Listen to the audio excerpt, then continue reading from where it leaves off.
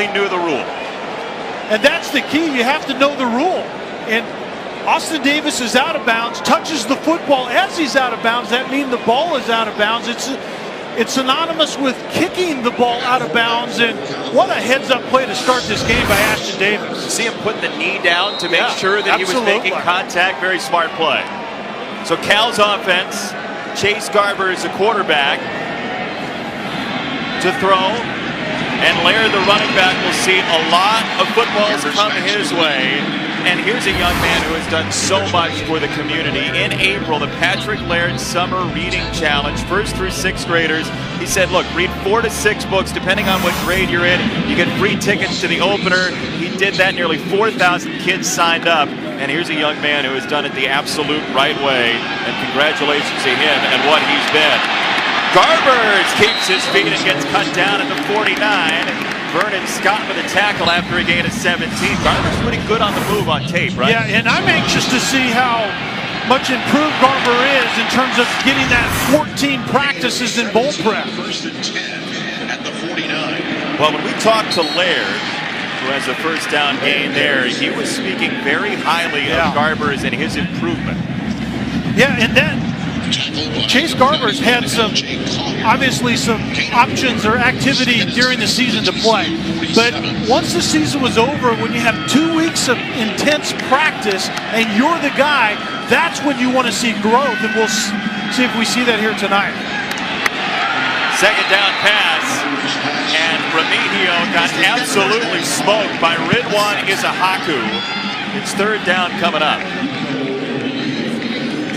Question is, has Cal seen a defense like TCU? And I don't think they have. I think, in fact, Chase Garber's told us that.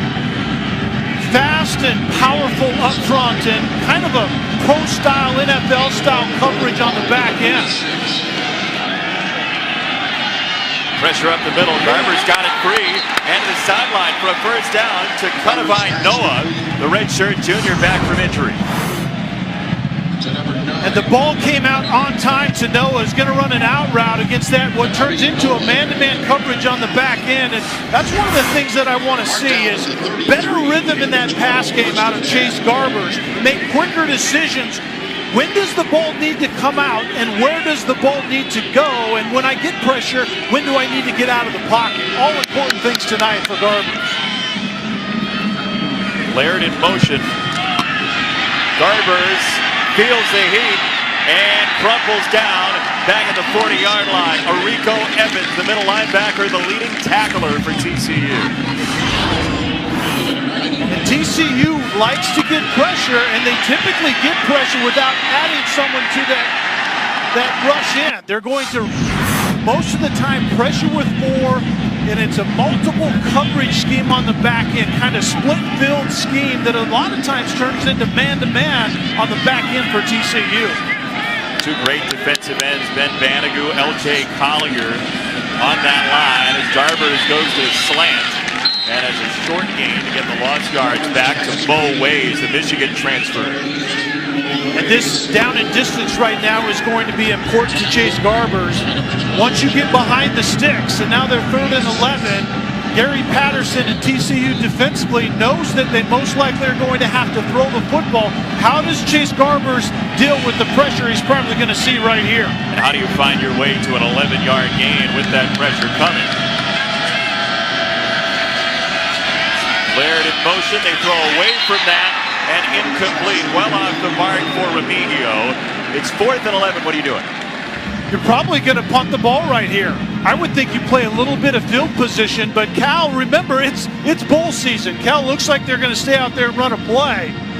But I like playing field position early in this one because I think possessions are going to be ultra valuable as this one plays out. I think we're in for a defensive slugfest where the offense is going to find those big plays. And to that point, Cal is going to punt, or at least show it with a late decision.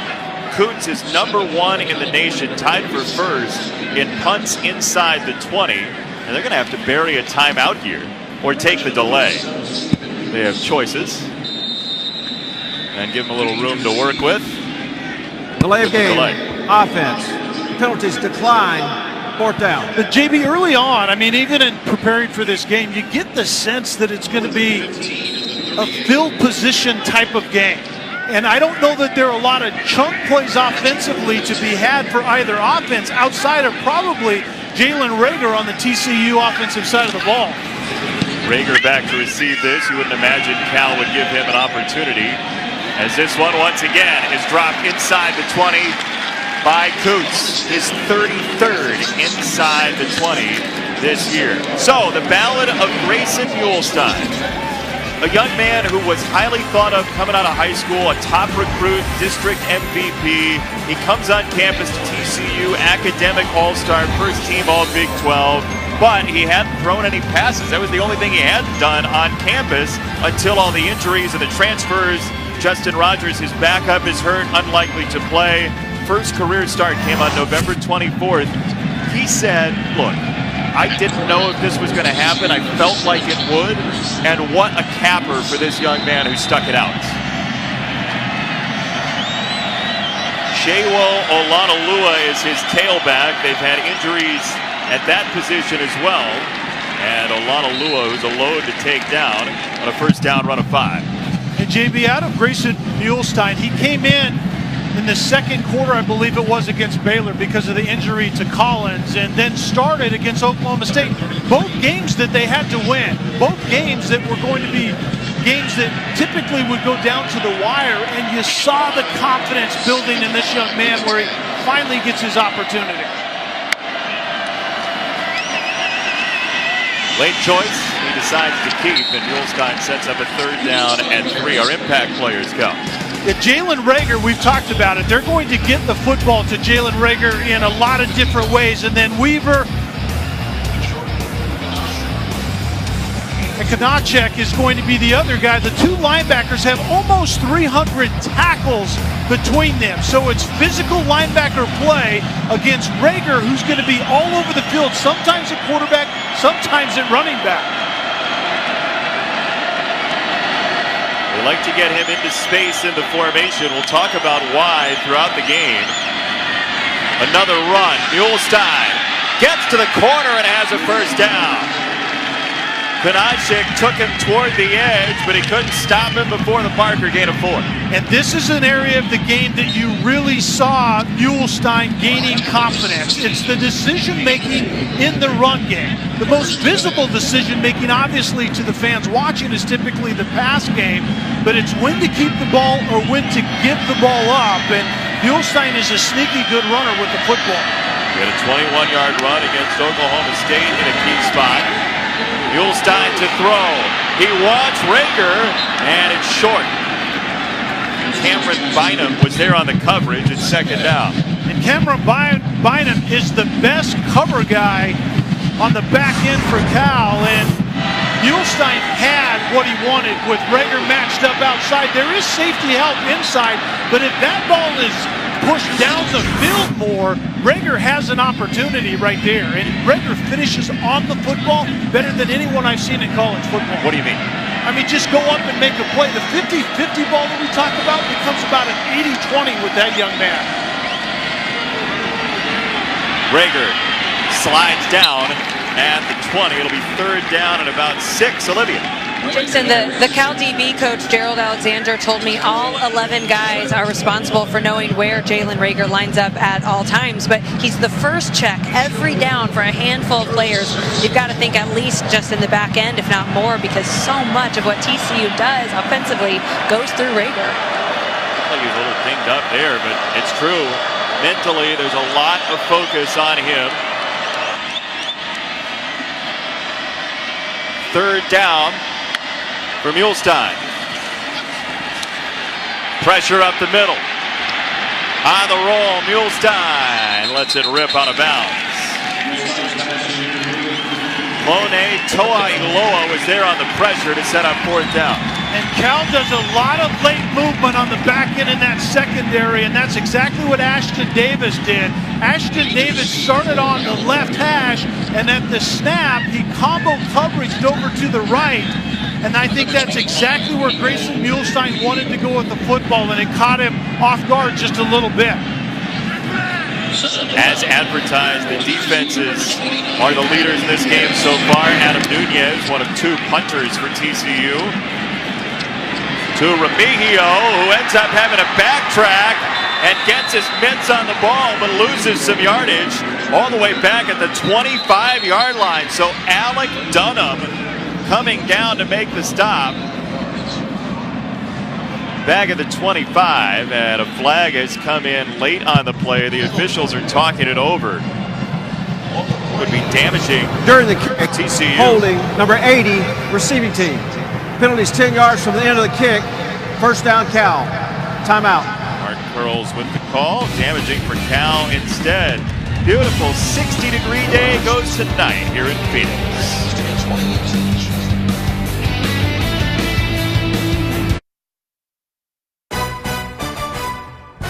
The Cheez-It Bowl, brought to you by Cheez-It. Enjoy cheesy, crunchy satisfaction. And the Lincoln Wishlist Sales Event.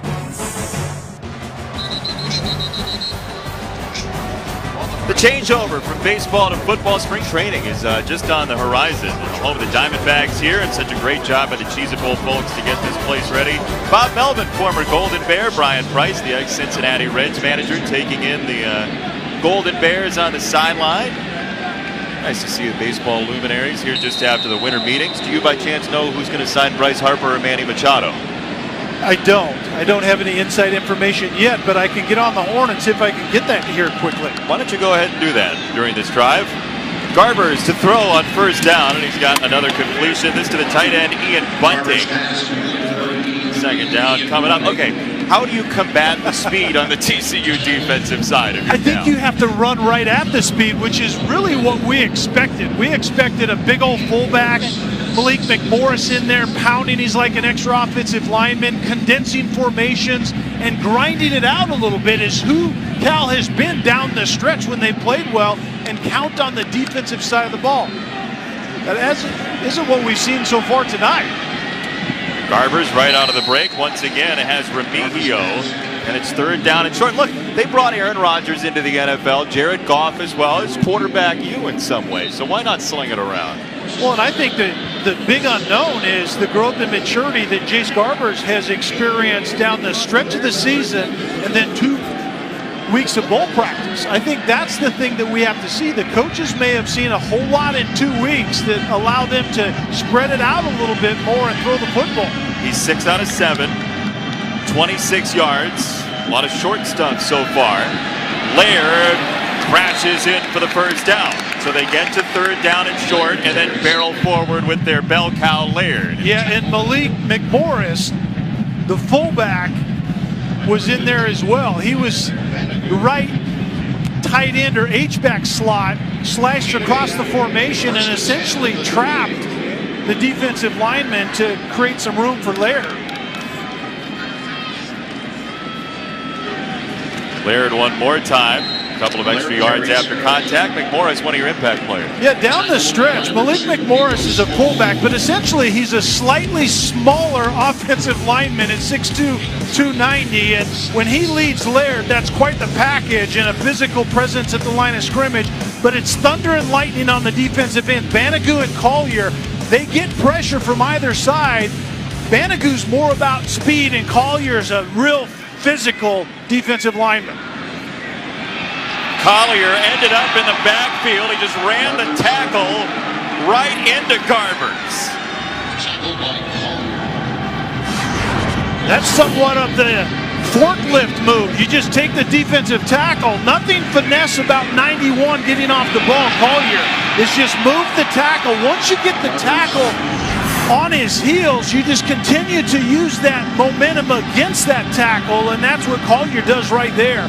On the other side with Banagoo, it's more about speed and finesse, but it's the same result. They a lot of times end up at the quarterback. When you see that happening as a quarterback, what flashes through your mind? You just want to climb in the pocket. You don't want to try to escape out the back door. You want to climb in the pocket and get back to the line of scrimmage. Across his body, batted away, incomplete. Julius Lewis got a hand in front of Jordan Duncan, and it's fourth down. So, Jason, this is what Cal has to prove offensively. Where are you going to get your chunk plays? You're not going to be able to drive the ball consistently because Gary Patterson's defensive side of the ball, they're high IQ guys. It's a very complicated scheme on the back end. They're going to be negative plays. And right now, TCU just isn't giving up a lot of separation to Cal's receiver.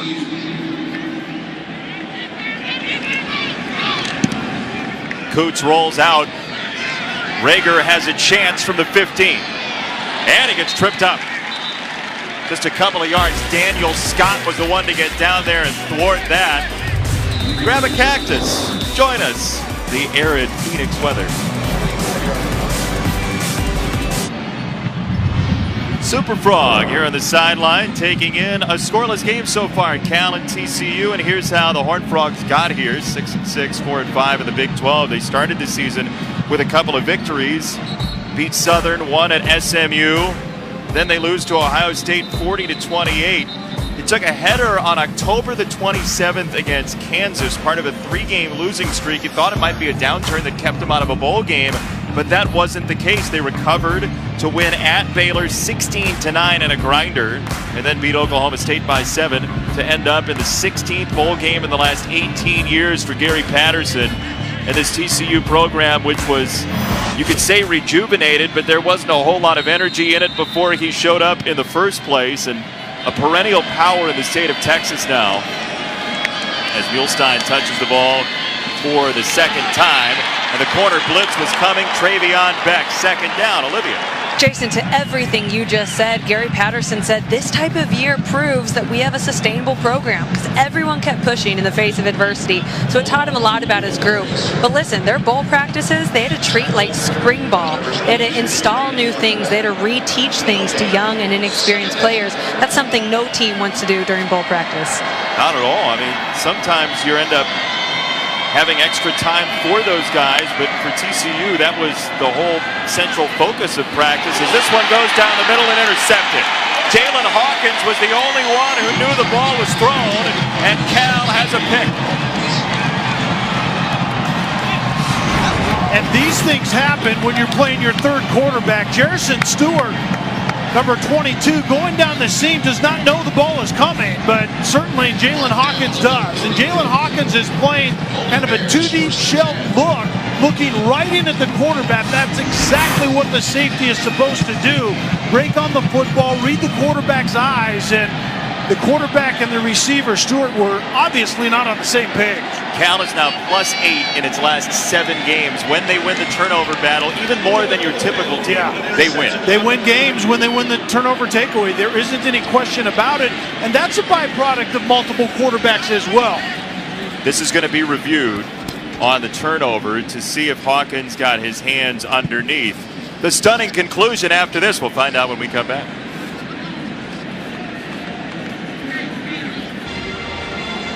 Interception confirmed, and Cal, behind Justin Wilcox, who's been a defensive coordinator in a number of different ports of call, has become very opportunistic.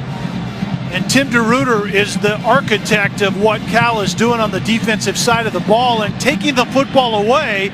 And, oh, by the way, scoring points at times when you take it away has been the calling card and really set this team up in a way that they could be here in this game tonight. It's their second foray into TCU territory. Brown, the tailback, it's a launch down the field, and Noah reels it in beautifully inside the 5. Noah back from injury, and he may have hurt himself again on that spectacular grab. Garber certainly made a great throw to Noah. Noah gets over top of the corner, but this ball had to have some finesse to it. Sharp enough to get there before the safety gets over, but also to get over top of the corner that's playing underneath, and then Noah makes a great play on the ball at the end. You can see the safety coming in late. That ball had enough zip to get there and prevent that safety from breaking it up. Chase Garbers, when we talked to him this week, he said the most difficult part of the revolving door of wide receivers was the deep ball because of all the small differences and nuances in each individual's speed. Yeah, a lot of people think that the deep ball is just drop back as a quarterback and chuck it as far as you want to, but it's not really that. Every wide receiver has a different rhythm to how they run vertical routes. And one of the essential things is how quickly do the receivers get released off the line of scrimmage, and that varies from one player to the next. So that is, I agree, one of the most difficult things to do is get on the same page in the vertical routes, and Garbers and Noah certainly were on that play. That was a 30-yard strike. Cal, in its first 14 plays of the game, put up a total of 50 yards. So that X play, as the coaches call them, puts them at the 4. And Bo Baldwin told us that, you know, the big thing for them is they just lost their explosive nature and didn't have those chunks. And offensive football is difficult when you don't have those chunk plays within a drive. Garbers. Touchdown! He got by Collier to score.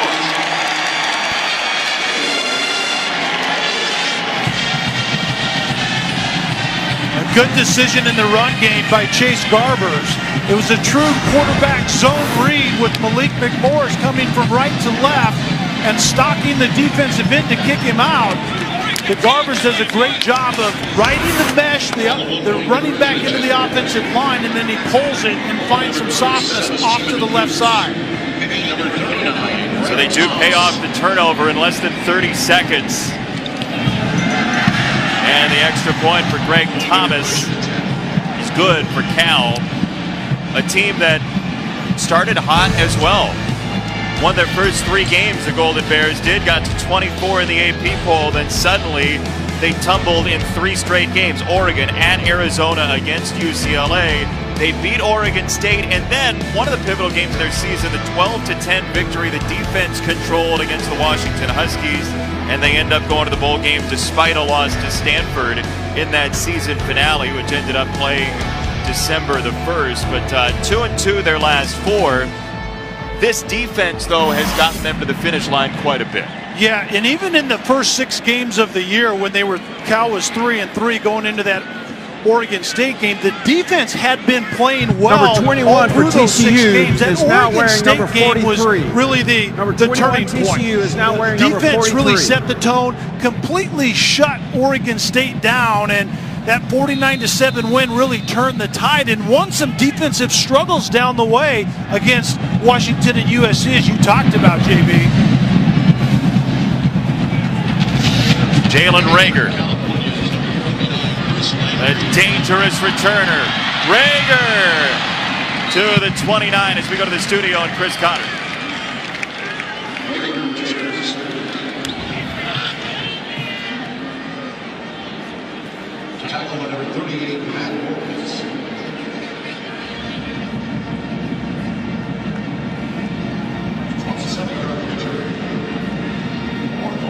So Jason, we saw that Minnesota team at Wisconsin late, and they were more physical than Wisconsin was, which I never thought I would see that day, but that's exactly what we saw play out that afternoon in Madison. By a wide margin, too. It was not close that day as they won Paul Bunyan's axe at the end of the season.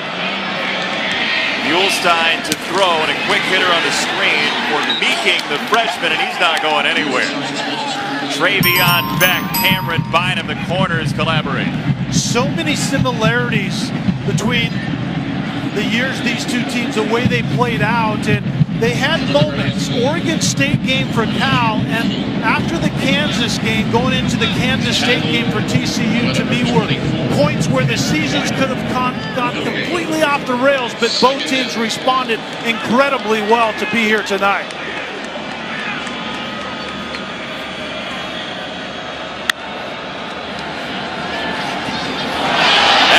Incomplete off the hands of Tay Barber, the freshman sensation. Third down. Both these teams kind of go against the grain in their own conferences. You're not really supposed to play defense in the Big 12 and the Pac-12, and these guys do. Yeah, and remember when Sonny Dykes was the head coach at Cal for 4 years straight, Cal had one of the worst defenses in the FBS.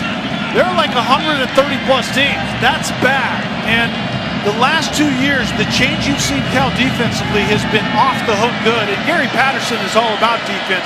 They played it early and often in the Big 12 Conference under Gary Patterson. Muhlstein Sideline ball and incomplete for Meeking. Bynum was trading paint with him down the sideline, and Cal's defense gets a stop. Outside of the defenses setting up their offenses tonight, you just keep wondering where the offensive plays are going to come from. The one turnover that we saw at Cal's offense was able to go down and get a touchdown off of that, but it's about really, really good offenses tonight, much more than defenses much more than offenses that are struggling. What's bigger tonight, points off turnovers or points not off turnovers? It's probably not close, right? This one goes out of bounds. And you want some defense. Let's go back to the Fiesta Bowl. Justin Wilcox and Gary Patterson got together in this one. Boise State and TCU. Wilcox was the defensive coordinator for Chris Peterson and the Broncos, and it was a fake punt that lit up the world. They called it the Riddler, and they made that lead disappear. Handoff to Doug Martin, touchdown to make it 17-10. An interception of Andy Dalton late, and it was the defense of Justin Wilcox, who you see celebrating with his guys, that got them to the end of that game. And it was the first score, actually, for Boise State that came off the defense as well. It was a pick 6 in that game for Wilcox's defense. As his offense has the ball now, Christopher Brown Jr. steps out of a tackle. Second down. Wilcox had a very strong recollection of that Fiesta Bowl because early on in the game, the headsets on the TCU sideline went out. That was incredible, yeah. So Boise State had to cash in its headsets as well. He had to call a play, put the headset down, run downstairs to get to the sideline, and in the interim, that pick 6 happened. Down the sideline again, and Mo Ways with a first down, gain of 9. I really like the decisiveness early in this game by Chase Garbers. The ball is coming out quickly. He's very confident. The ball placement has been impeccable early in this game. Garbers puts it on the spot one more time. Into TCU territory for Ian Bunting. And once again, just watch the ball placement. Ball placement by a quarterback means yards after the catch by the receiver. And that's what we saw right there. Saw Bunting earlier. McAllen Castles that time, and it's intercepted. Picked off by TCU and Julius Lewis to turn it over for the first time for the Horned Frogs defense. In watching tape leading up to this game, a lot of teams go away from Lewis and try to pick on the other corner in Gladney, and this is why. Lewis just has a really good feel of offenses.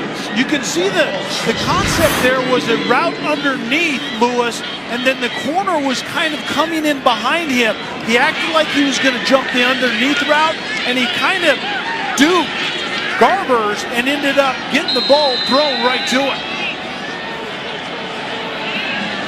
See if TCU's offense can find the ignition.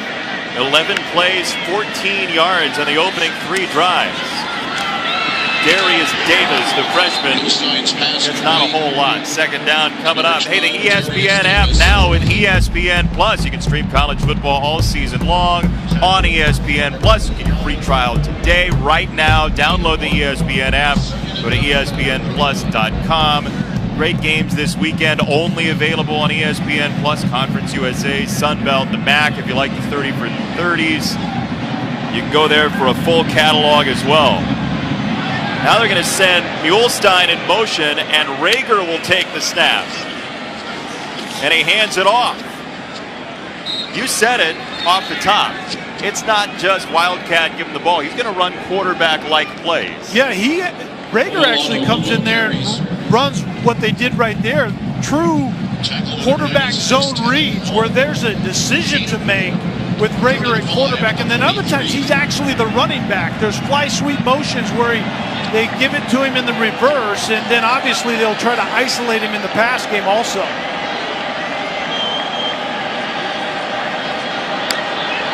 Third down. Muhlstein, quick hitter to the freshman Tay Barber, who got by one man and finds his way right to the stick. It is a first down, and Barber now has a catch in every game this year as a freshman.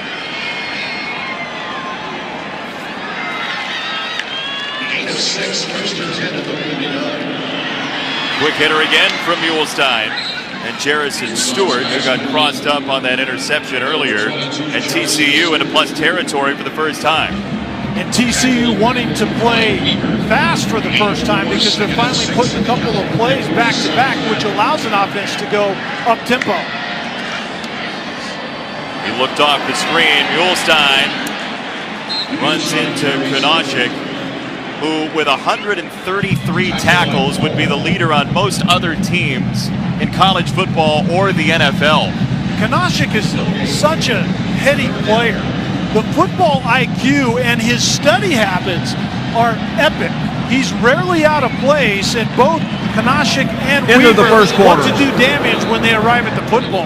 Weaver number 1 in tackles, Konashik 2. Cal's defense has owned the day so far. They punched in the touchdown off the turnover. 7-zip in the first meeting between the Golden Bears and the Horned Frogs.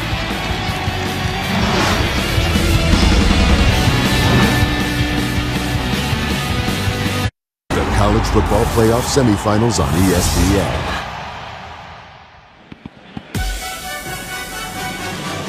Welcome back to the 2018 Cheez-It Bowl, where you can argue that the defense has been extra toasty so far. 7-0. Cal with the lead. An interception led to a score 2 plays later. And here we go, second quarter, first meeting ever, TCU and Cal. That star player, Jalen Reagor, in motion. He can throw back to Mulestein. Where's this going? Who knows? The other way. Flags everywhere. Hawkins' second pick inside the 20.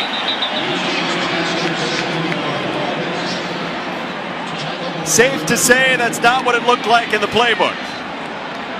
I'm pretty sure you're right, and I specifically asked Sonny Cumbie, the offensive coordinator for TCU, if Illegal Jalen forward Reagor pass. did everything. Number 17, offense, through his second forward pass. The penalties decline. The result of the play is first down, Cal. I asked Sonny Cumbie if Reagor could throw the football, and he wasn't forthright with the answer. But where's this supposed to go, you think? I think it is a throw back to Reagor because see all the guys out there ready to block for him.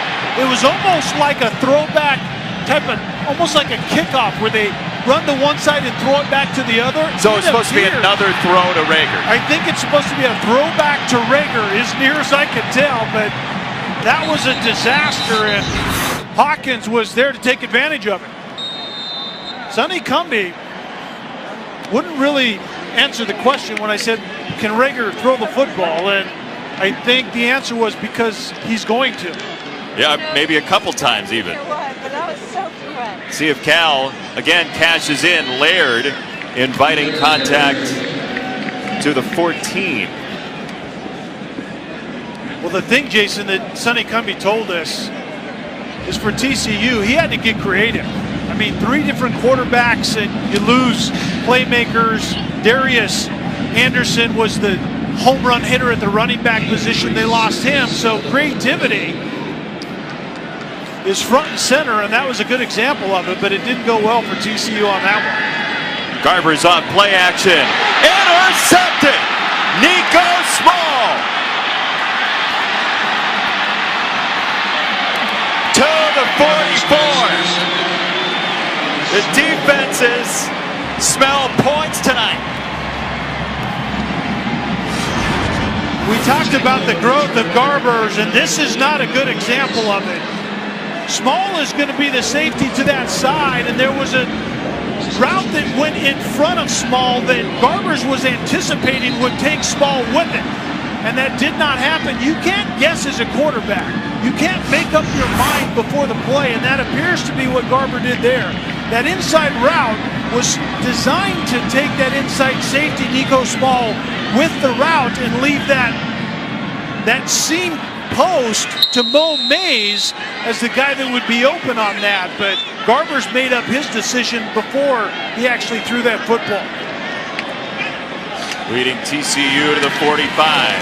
DeMercado crashes down for a gain of 1. Second down and 9 coming up. Tevin Paul who only had 38 tackles to clean up this year next to Konashik and Weaver because they had 275 together. That's a pretty good year. If you're the next door neighbor, you're like, what do I get to do? There's nothing left. I mean, there are only so many tackles in a game, and 59 and 89 get the vast majority of them. Have you ever been a part of a game where there's almost 300 tackles between two linebackers? I've never seen it. I mean, 23 a game for those guys. Muehlstein felt the heat, gave away the pocket, threw across his body, and Konashik ripped it off.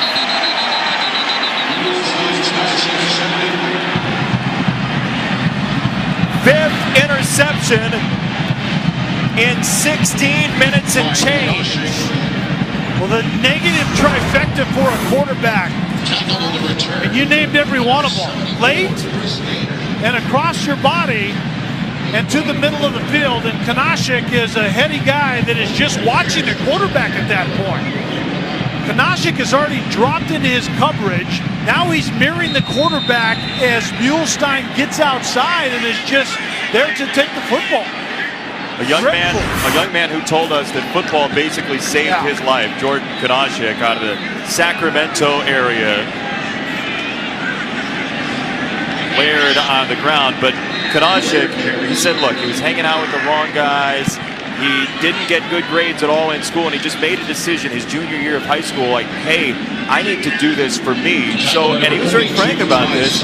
It's not that he shut out his friends. He still talks to them sometimes, those people from his past, but he had to make a change and put himself around people that he felt like were better influences on him. Has turned into a very good student at Cal. He says with the one class he was taking to finish his degree this year, he basically took tape watching as a full load, and you talked about his preparation.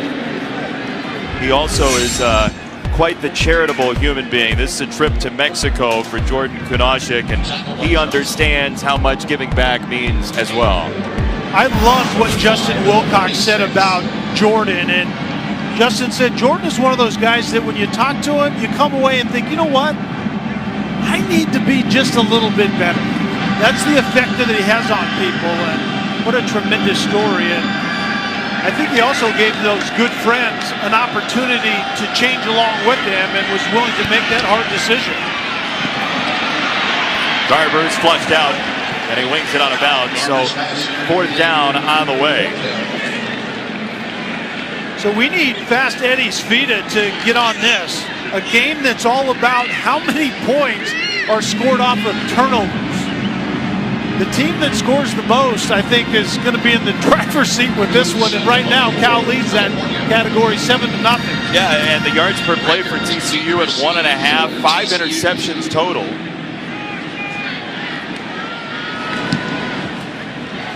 Coots to Rager, and a fair catch that he has to step up for, and in peril, pull in right around the 15. You want picks? You want picks? We got picks. Here they are. You said you wanted them. Really good defense. There's also been some really dreadful quarterback decision making. Who knows where this is going, right? It's a fun night so far.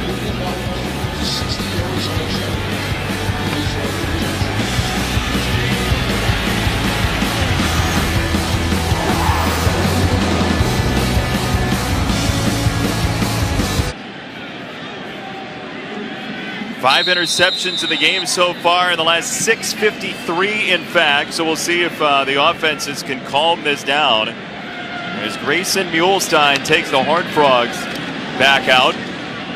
Can't have a running play intercepted, but it can go for a loss. Well, and make sure that people understand that double pass debacle by TCU. I think it was designed for the quarterback Grayson Muehlstein to be behind Rager, and it'd be a backward pass so he could throw it forward. In the end, it was both forward, and that's illegal. That's where they got off the rails, and that was before Muehlstein threw it to the other team. Yeah, that was an interesting play, to say the least. The design lacked clarity there. Second down. Olanolua head first to set up 3rd down and 2. You mentioned the name earlier, Darius Anderson, out for the year. They lose that home run threat offensively at the running back spot. Well, that's why you see Sonny Cumbie trying to come up with ways to get chunks. We know they want to get the ball to Jalen Reagor, and you can use Reagor as a decoy as well, as they tried to do on that reverse double pass debacle. But I think Sonny Cumbie is saying, you know what, it might be a decent idea to go ahead and run the football a little bit. They've been 53% run this year, which is a little bit shocking considering Sonny Cumbie's history as a quarterback at Texas Tech. They were 55% run last year. Muhlestein keeps it, goes head first in order to give himself the 1st down. If he slid, it would have been where the slide started. Instead, he leans for the 1st down. Kanashik was scraping over the top and had the quarterback, but Muhlestein didn't need much. And you're exactly right. I think out of necessity, when TCU lost Darius Anderson, that big play chunk type of running back, it was how are we going to find those plays now? And they went to running it just a little bit more and then creative ways to get Jalen Reagor the football.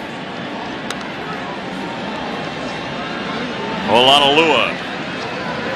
Boy, the Cal defensive line has done a very nice job so far tonight. Reagor has spent a portion of the night on the sideline. He got dinged up early, and he has not been in for the series. 3 targets, no catches. And Olanolua, the running back that's in right now, that's supposed to be more of the thumper, with Reagor being the electric, dynamic, explosive, big play guy for this offense. And so Olanolua is more of the pounder between the tackle box.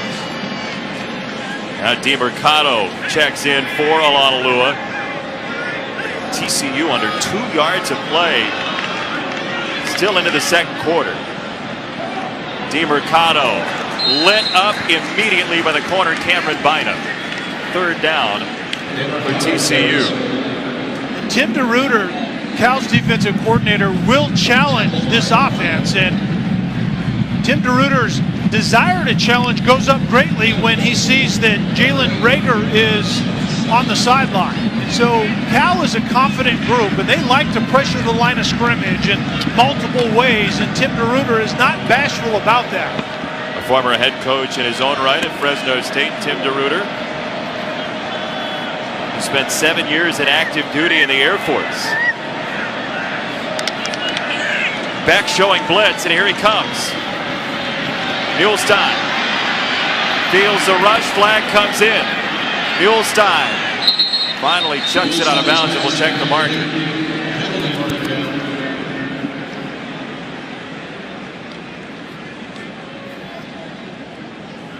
We're reading lips properly. Holding number 74, offense. The penalties decline. The result of the play is 4th down. And Jason, you talked about showing pressure, and that's the key. It wasn't pressure. They were showing it. Beck was coming as the 4th rusher, but there were only 3 other guys coming. It's where they're coming from, but on the back end, look, there's a lot of clutter to try to throw the football through, and Muhlestein was not successful there. This is going nowhere. At the 29, Remigio got lit up by Keenan Reed for TCU. The lights are on outside, but not on the offense inside yet. The Cheez-It Bowl, brought to you by Capital One. What's in your wallet? August 2015, into the camera well, Matt Carpenter, former TCU Horned Frog here at Chase Field. You know, the TCU baseball alums are watching the game. Saw that Luke and Baker, among others, are watching on Twitter. Grand opening 1998, always the home of the Diamondbacks. They've got the swimming pool. NSYNC has been here, so I know Kelly was interested in that. And the Royal Rumble is coming as well. 30-man over-the-top battle royal, which we should have as a crew, I feel like. Diamondbacks World Series champions. I don't think you would last in the circle very long, or is it an octagon? What do they do now? They call it a squared circle. Yeah, that's right. I don't think you would be in there very long. Thank you for the compliment. Chase Garbers On the roll for Cal on first down, and he lofts it out of bounds. Second down coming up. Chase Garber has started very hot. Last couple of passes have gone to the wrong guys or the sideline. Yeah, one of the great unknowns that I was interested in seeing is how Garber has grown in the bowl practices. We've heard stories that he was much more confident, much more in rhythm with what he was being asked to do, but started hot and not so much lately. So they run with Laird, who cleaves the defense for a gain of 7. Third down and short. And that's where Cal made its money early in this game. I was going to say the same thing, and that's where Cal made their money down the stretch to win football games, is they hitched the wagon to Patrick Laird and an offensive line that got kind of lathered up a little bit. And then Garber's was really just a maintenance guy offensively. He was taking care of the football, and they were winning the turnover takeaway battle. They need to get back to that right now. Quick hitter. He's got it to Remigio, who's been a favorite target today for a Cal first down. JB, it's not as if Cal cannot throw the football. They just have to do it in a way where Garbers has clean looks, that he's confident, gets the ball out on time. That's what we were seeing when he was 10 out of 12 early in this game. And since that time, he's thrown the ball downfield, and he hasn't seen it cleanly. And so I back off of that a little bit, unless you have to throw it on third down. Just a redshirt freshman out of Newport Beach, Chase Garbers, who goes to the freshman Brown out of the backfield. We got clanged around to set up second down. Hey, Saturday, one of the biggest college football days of the year, noon Eastern, the Chick-fil-A Peach Bowl, number 10 Florida, number 7 Michigan at Mercedes-Benz Stadium in Atlanta. Gators have never beaten the Wolverines. You can join us on ESPN and the ESPN app. Who you got? I like Michigan. You do? Yeah, I like the fact that they have more motivation in this bowl game after the beatdown that they faced with their rivals in Columbus. There's Ty Summers, back from injury, the senior linebacker with a sack for 5. Ty Summers was a volume tackle guy that's been banged up. We didn't know whether he was going to play or not. And he not only plays, but comes in and makes a big play right there. Senior out of San Antonio and Reagan High School. Second most tackles in TCU history as he plays in what amounts to his last game. 3rd and 11. Walls cave in. Garber spun around and sacked. Banagoo, that senior defensive end. When Cal has to throw the football like they had to on 3rd and 11, it's so difficult on the back end. The pressure is eventually going to get to Garbers, but the pressure gets to Garbers because of what's happening on the back end. And Gary Patterson runs a complex TCU is now wearing number 43. match type of coverage on the back end with safeties and linebackers dropping. They read routes, and it becomes man after it's a zone look, and it's really hard to discern if you don't have experience at the quarterback position. Set to punt for California. The volatile returner Rager back to receive, and that's a delay coming against Before the Cal. snap, delay of game, offense, 5-yard penalty, still 4th down. We've seen the intentional delay of game on a punt. That was the unintentional variety. Yeah, no doubt. And we also see Jalen Rager back in the game. And remember, he's a guy that can break it open at any moment. We've seen multiple games this season for TCU where Rager has been that guy that turned the tide for TCU. We'll see if he can get his hands on this punt here. Without a catch so far tonight, Jalen Rager, one of the most explosive players in the Big 12. Rager waves for the fair catch at the 20. An early decision, and Coots pins him back. TCU creating some heat on Garber. Defense has owned it so far in Phoenix, 7-zip.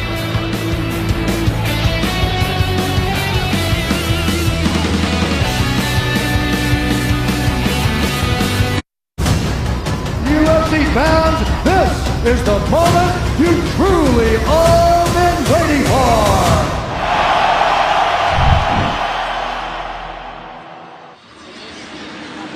UFC in January 2019. Welcome back to the 2018 Cheez-It Bowl as part of Capital One Bowl Mania. Still to be decided tonight, will there be more points in this game or more varieties of Cheez-It when we finish tonight? 16 varieties, 7 points so far. Cheez-It. My money's on Cheez-It. Wouldn't we all? Alana Lua on the run as we go downstairs to Olivia. Well, I was really surprised to see Jalen Reagor run back out there to return that punt. He looked like he was in a lot of pain on the sideline. They taped under his sock and then again over his shoe, and then he tried to warm up on the bike. But as he walked up and down the sideline, he was wincing with every step. As his teammates were asking him how he was doing, he kept shaking his head. So we'll see if some adrenaline can kick in here. That's great to know, Olivia. Thank you. And we'll see if he can keep his asset, which is in part his speed. He runs a 4.32 40. And he's lined up in the backfield right now with Alana Lua. Alana Lua, as they use Reagor as a decoy successfully for a first down gain. Father Monte, a longtime NFL player, 31% of the catches for TCU this year, the most in Gary Patterson's tenure in terms of consolidation to one guy, and he's got nothing tonight. Yeah, and some of that is the byproduct of the fact that they went through 3 different quarterbacks, and so we talked about Sonny Cumbie needing to be more creative, but the commonality in all this is Reagor has been the best playmaker on the field for TCU all season long. They run away from the towel that ended up in the middle of the formation, and a gain of about 6 for Alana Lua. JB, Olivia was talking about the fact that Reagor appears to be banged up. I thought it was an awfully quick fair catch signal out of Reagor as well. Those are typically, that was a good punt by Cal, but those are typically plays where he will make a late fair catch, or he will make a very, very courageous play and catch the football and try to get something done. And he didn't act like he was interested in that right there. Alana Lua, TCU's largest gain of the night by far. It was 9 previously. That goes for 25. And Alana Lua is just a very decisive runner. Not real shifty. Nothing like Darius Anderson, more of the home run hitter that was lost for the season, but he's decisive, and Alana Lua was decisive on that play right there. Pull a couple of linemen out in front of the bigger back at 230 and get downhill quickly.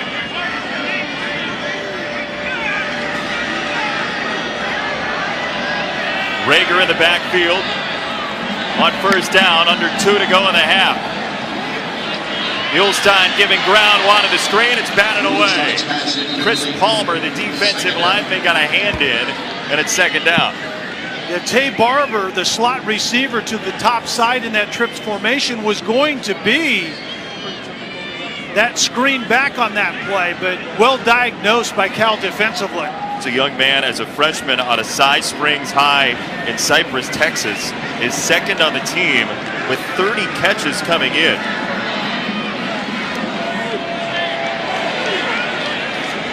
Early enrollee Barber to get to spring practice, and it's paid off for him.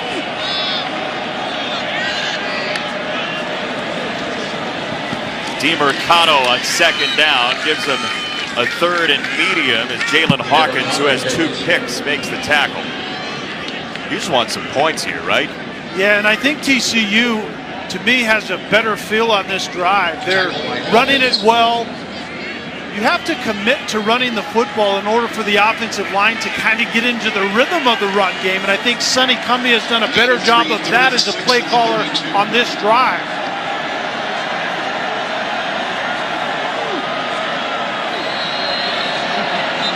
Third down and a whistle. Timeout coming from Cal. First charge timeout, Cal. 1:08 to go, second quarter. TCU on the move as we step aside.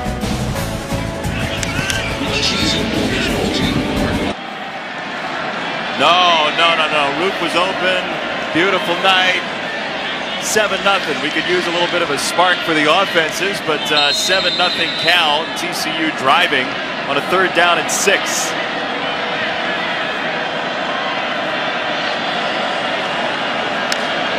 Muhlstein, the senior who waited for his chance, hands it off and gives him a 4th down and about 2.5 coming up. What are you doing? I think TCU goes for it right here. I think that was exactly why they ran the football on 3rd down, to try to get it to 4th and more manageable. They do get the ball after halftime as well, TCU does. And they're going to use a timeout as the clock winds down. First charge timeout, TCU. 30-second timeout. 7-0 Cal off an interception that 2 plays later got them a score.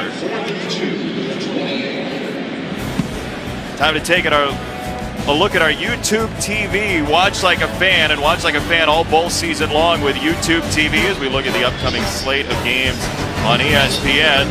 The Temple interim coach very excited for the Walk-Ons Independence Bowl. Purdue and Auburn should be a dandy. Maybe no defense in West Virginia, Syracuse. Which one stands out for you? I like Iowa State, Washington State for this reason. Mike Leach is blamed for the way the Big 12 plays offense. And Iowa State, remember we had them earlier against Oklahoma State.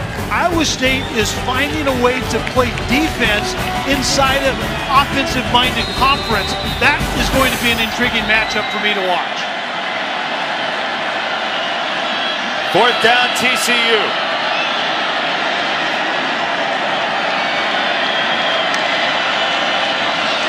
Muhlstein. Pressure. Muhlstein goes down. Sacked by Cal's Travion Beck, and Evan Rambo got in there to finish the deal, so Rambo closes out the drive. Well, we saw Jalen Reagor in motion, and this was simply going to be a rub route when Reagor gets out wide. Reagor does not look right, first of all, but that's what allowed Rambo to finally close in and get to the quarterback, Muhlstein. That was going to be receivers going up the field. Reagor was going to go to the flat, and essentially it's a big play outside that didn't work well. So Garbers to run. Cal trying to get into field goal range possibly as he goes knee first to the 44. Cal has 2 timeouts remaining. They'll move the chains and stop the clock. Now the official just wound the clock before the chains were set. 24 seconds to go. And a flag comes in. Ball was spotted quickly, so the clock moved.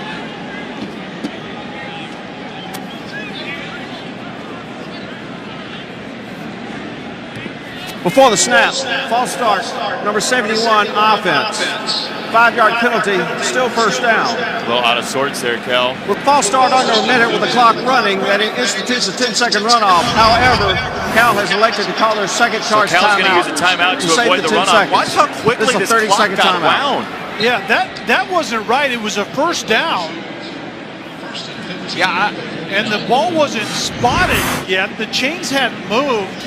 The referee didn't do that appropriately at that point in time in this game. Under a minute left, that clock should have stopped on the first down until the snap again.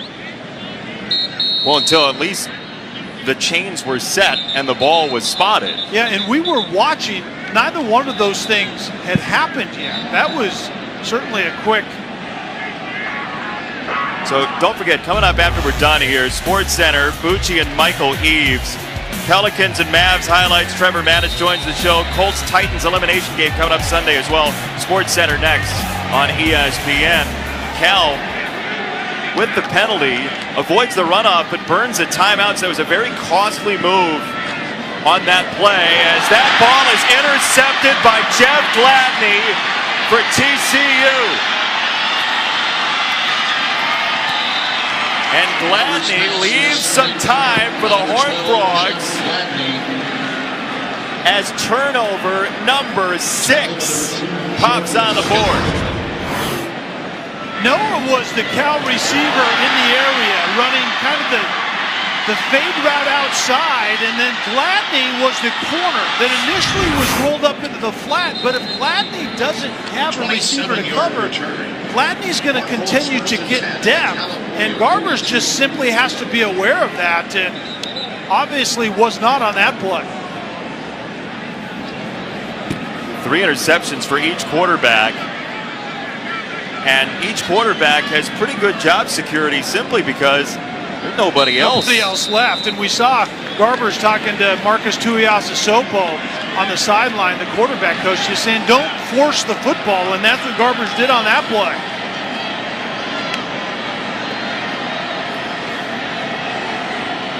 TCU 2 timeouts.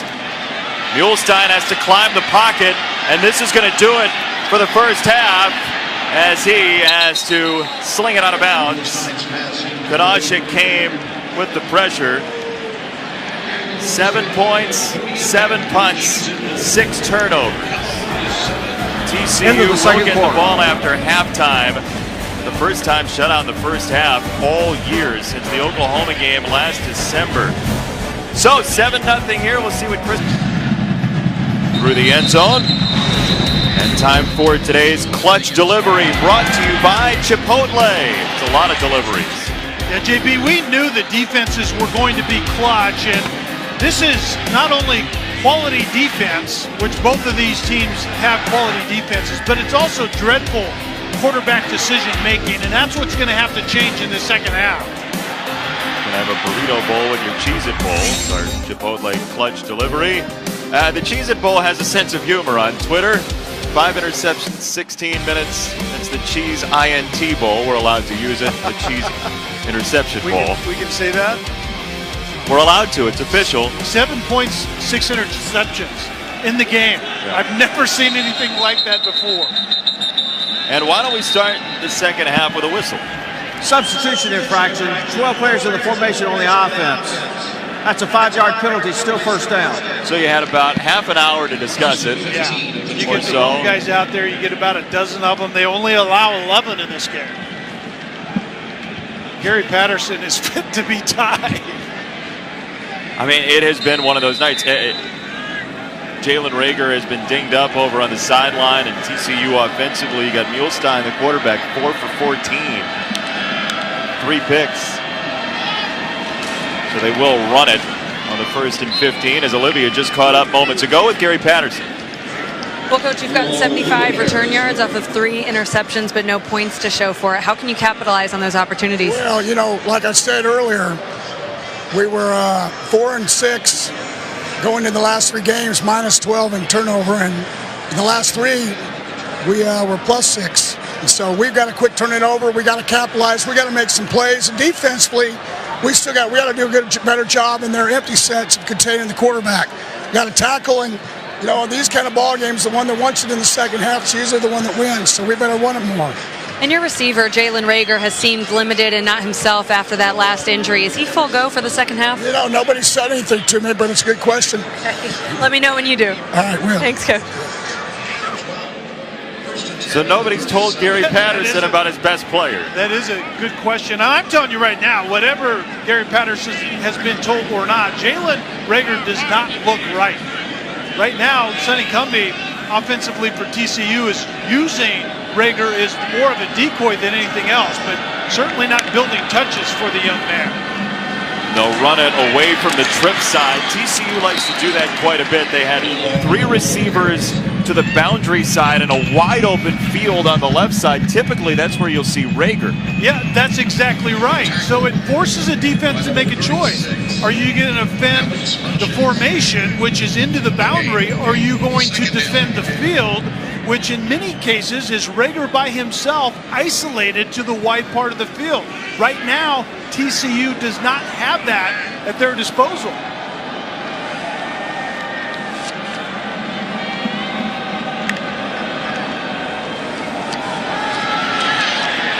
Muhlstein going for it all, too much. Incomplete for Jalen Austin. And it's third down. The good news for TCU fans is they've been down 31-0 in a bowl game they've won before, so 7-0 is child's play, although this is not the same offense as a couple years ago. Yeah, there are some commonalities in that epic Alamo Bowl comeback. There isn't any question about it, but Grayson Muhlstein has to find somewhere for plays to be made. When you don't have Jalen Reagor as his normal self, where do those plays come from? That's a huge question mark.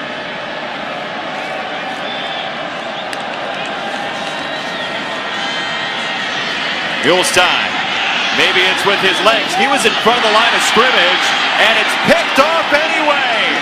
The third for Jalen Hawkins. Penalty marker now. Flag down, probably for an illegal forward pass. Number 7, offense, was beyond the line of scrimmage where he threw the pass. The penalties declined. The result of the play is an interception and a first down. Grayson Muhlstein actually would probably have the first down if he runs it. He's, I think, clearly across the line of scrimmage, and that's his second illegal Correction, the forward pass pass. number We saw the 17. double pass Number debacle. 17. Second one that's been intercepted. Jalen Hawkins is the best robber of illegal forward passes this bowl season. Yeah, 2 out of his 3 have come on illegal forward passes by the quarterback. Muhlstein makes a bad decision. He has the line to gain if he just runs that ball. And Chase Forrest has checked in to play quarterback for Cal here in the second half. Handoff goes for some good yardage on first down to Christopher Brown, the freshman. So now we've got both senior quarterbacks who are scholarship quarterbacks, the only 2 who started the season in the FBS without a snap. They're both playing quarterback in the same bowl game. And Forrest to throw on first down across midfield to Remigio. So look, you wait for your opportunity, and then suddenly they both are playing in the same game at a crossroads here in Phoenix. So Muhlstein off the interception on the phone. Cal has played right into the turn here at the home of the Diamondbacks. It's called Chase Field, and they've had 2 guys named Chase play quarterback so far tonight. They're going to get invited back to the Cheez-It Bowl, you'd have to imagine. Number 43 is back to his original number 21. Made it turn into an offensive juggernaut. Maybe we could throw a couple more players out there on the offensive side that are named Chase and get some points on the board. Well, here's what it might be. The Diamondbacks only hit .235 as a team this year. That was 27th in Major League Baseball. They struck out 6th most. So offense has been at a premium in this building for the entire year. Remigio again is very close to the line to gain and right on it. And Jason, we obviously are having a good time with it, but we knew the defenses were legitimately good for both teams, and we knew that the quarterback situation was somewhat up in the air, and that's what we're seeing here tonight. Where do the plays come from offensively? When you've got 2 coaches, number 1, Wilcox just signed a longer deal. He got himself a new contract. Some post-play scrum going on. Gary Patterson was very frank with us. He said, look, we can take more chances sometimes with guys in terms of how long we play them and how much we let guys learn because we have more of an opportunity to lean on our history. We've had such success. We get a chance to be a little bit more risky in terms of younger players. And Wilcox, of course, has some insulation as well with the new contract. Brown, the freshman, rummaging for an extra yard or 2. It'll be 3rd down coming up. And if you look at the simple explanation of what we're seeing right now, offensive football is extremely difficult if you don't have chunk plays within a drive. Rarely does an offensive team anymore drive the football 10 to 12 to 15 plays to get points. You typically have a splash in there somewhere, and neither one of these teams know where their splash source is tonight. Got a better chance at a splash in the pool in the outfield. Where is that pool? Because some of these players may want to visit that before the night's out. And that time, Chase Forrest was not on the same page as his receiver out wide, but when you move the driver of the car in and out of the game, meaning the quarterback, the rhythm of the game changes for everyone else on the field offensively, and that is what we saw on that drive right there. Who does it change most for? I think receivers and quarterbacks trying to be on the same page. TCU will embark from the 10-yard line. You asked for where the pool is. Our crew is right on the spot here. There's the temporary stands. and the pool just behind it with a helmet on the side.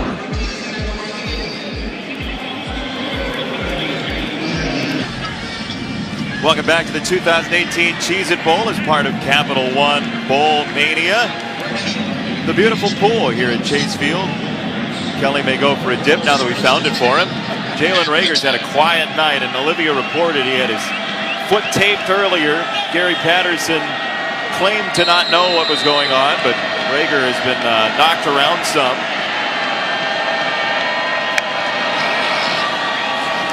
They will run on first down. Olanolua absorbed some contact and turned it into a gain of 8. Kadashik finally with the stop for Cal. Olaoluwa's run pretty hard tonight, eh? And that is his calling card. He's more of a rumbler, and Darius Anderson that this offense could sorely use was the home run hitter, and Olanolua was really the change-up thumper, and that's what we see. He's a yards after contact type of running back. DeMercado in for him on second and short.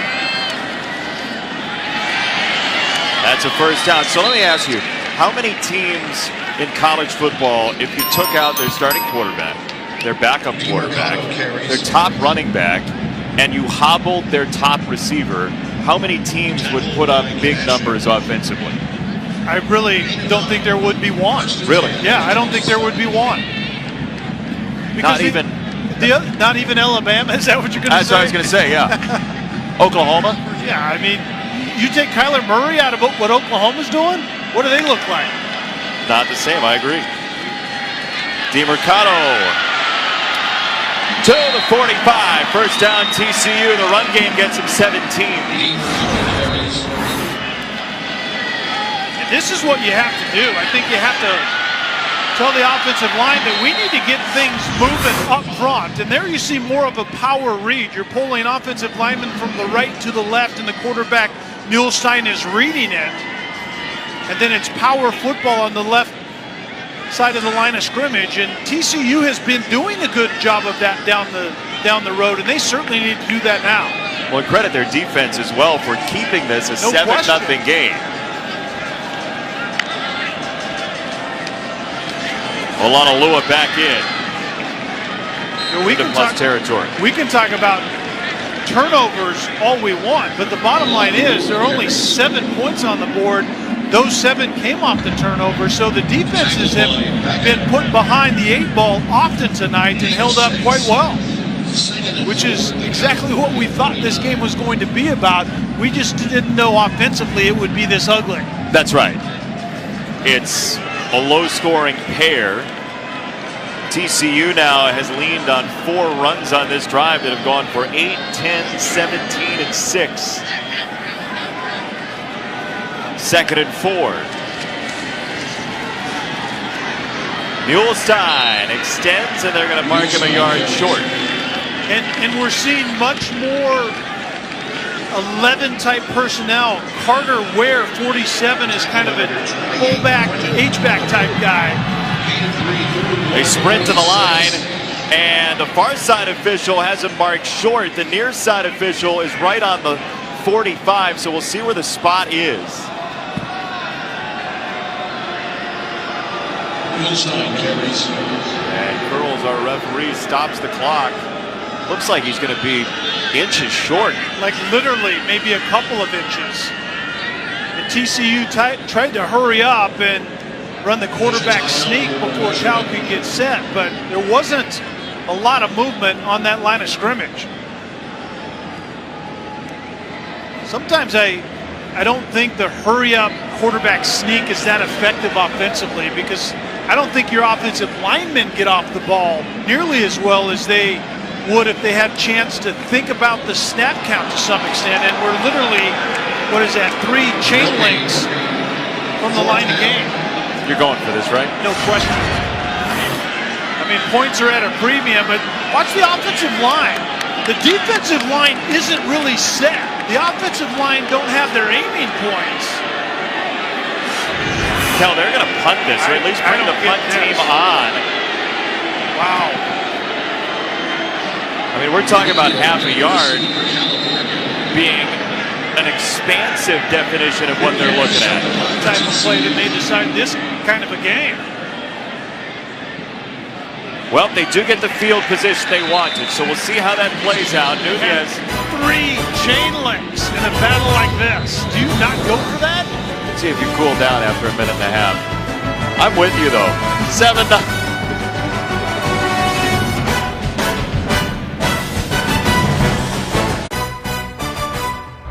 The Cheez-It Bowl, brought to you by Lexus. Experience amazing. And KFC's $20 fill-up. It's finger-licking good.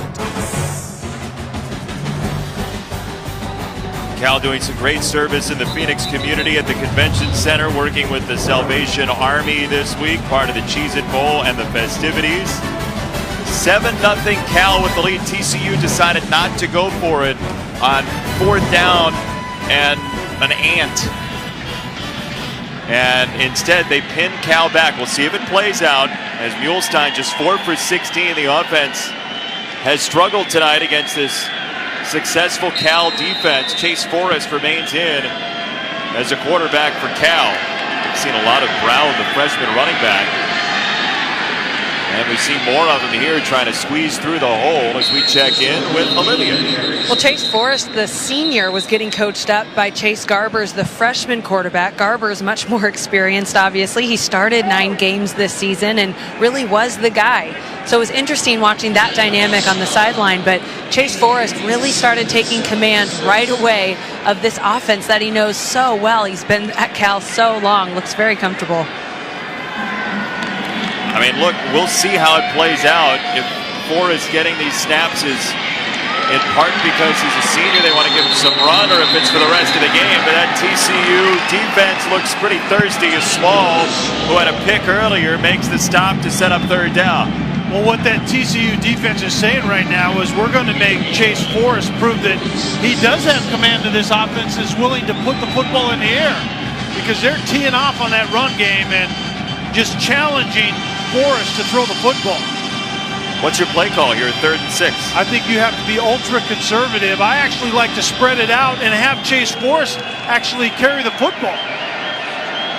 TCU rushes 3, pump and go. Sideline ball, it is caught! Beautiful grab by Jordan Duncan going down to the deck. It's a gain of 34. A double move outside by Jordan Duncan. It's the pump and then the go. It's the sluggo, the slant, and then the go outside, and Forrest drops it in the shirt pocket of Duncan. Now Forrest on the scramble, unloads it. And this is going nowhere. Jeremiah Hawkins. Jordan Duncan, who caught that ball for 34 out of Hattiesburg, Mississippi, played for Brett Favre in high school. So he might be a deep ball or 2 in his past. Yeah, and that was a proven moment for Chase Forrest, because TCU was man-to-man outside and loading the box and going to take away the run and force Forrest to prove it through the air, and Chase Forrest did exactly that. What a great throw by that young man. Forrest drops it off to Brown. And 3rd down coming up for Cal as they get to just about the spot where TCU decided to punt from. But Brett Favre, as a guy, it looked like he was kind of teaching himself on the fly when he was playing football. But he and Jordan Duncan got to know each other very well in Hattiesburg. Really good for Brett giving back to his game.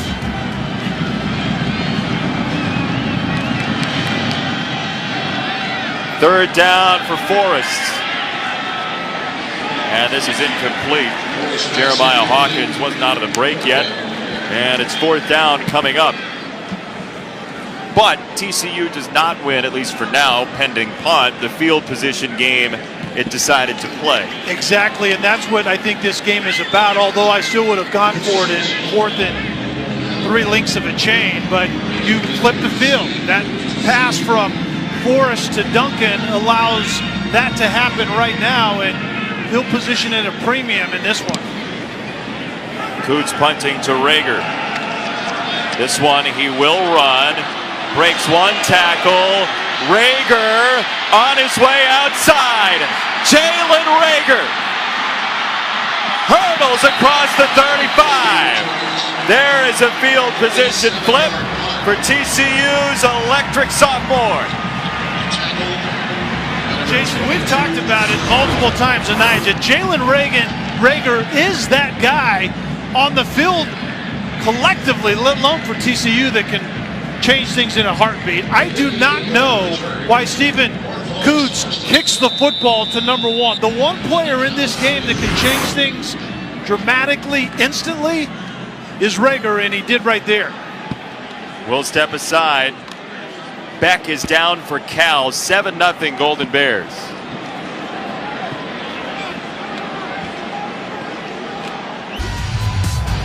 Great Clips drive recap of the first half. A short field got Cal in for the only score. Yeah, Chase Garbers is going to take advantage of the pick by Jalen Hawkins and eventually cash it in by making a good decision in the run game. JB, that was a long time ago. Yeah, it was quite a long time ago. As TCU tries to pay off a short field here. Early first half, Cal made it 7-0, and now TCU, after a 58-yard punt return from Reagor, starts with a run, which has been successful here in the second half. DeMercado, second down. It's been over 30 minutes since the last score, the only score. Well, needless to say, this is kind of a dirtied up, muddy game, right? We knew the defenses were good. The offenses have not been good. And so all of that has been amplified. So why does Stephen Coots punt the football to the one player in this game that can flip the field? And why? Why doesn't he kick it out of bounds anywhere but to number one for TCU? Goes in motion right here. Reagor creates some traffic, and they get it across the 25 for a first down with DeMercado. So TCU passing so far today has 10 yards. Reagor goes for 58. If there's a punt return play in the offensive playbook, although you don't want to go too deep in the playbook after the double pass from earlier. You don't want to do that. And I would like to say that stat right there, graphic, surprises me, but it's felt that bad. That is not a surprise at all. 10 yards passing. And here's a guy in Muhlstein who played very well in those final two games when he had a chance. Got him to this bowl game. So this has been the outlier compared to what we saw at the end of the regular season for TCU. Olanolua, the tailback, thundering ahead for an extra yard or two. Jason, Grayson Muhlstein's experience up to now was part-time in the Baylor game, and he was under adverse circumstances because of field position in that game. What ended up being a low-scoring game that TCU wins against Oklahoma State, has a whole week to practice with the ones that he was excited about. But the thing he did in that game, he got the ball to playmakers. Chief among them, Reagor. Well, Reagor hasn't been that playmaker tonight. Hasn't been himself. He's the man in motion here, Reagor. Muhlstein to run, and he's just short of the 15. So third down coming up, and looking a little beyond that if they don't get this. Does Gary Patterson want to kick the field goal as he played conservatively a couple of minutes ago? Now Reagor looks like he's pretty frustrated. Reagor has primarily been used as a decoy. There isn't any question about that, but this play right here, I get it. Grayson Muhlstein in a situation where he has to do something like a quarterback zone read and potentially keep the football. Make a good decision in the run game right here. Reagor's one-on-one with Hicks, and they will run it. This is short by 2 yards. I think you have with the tackle. I think you have to get where the getting's good right here. You're going to kick? No, I'm going for it, but it's longer than 3 chain legs. You may not have this good of opportunity in this bloodbath here tonight. So TCU, I think, has to find a way to convert and try to get in the end zone. Well, Muhlstein just came off the field. So Olanolua is the Wildcat. 4th down and 2.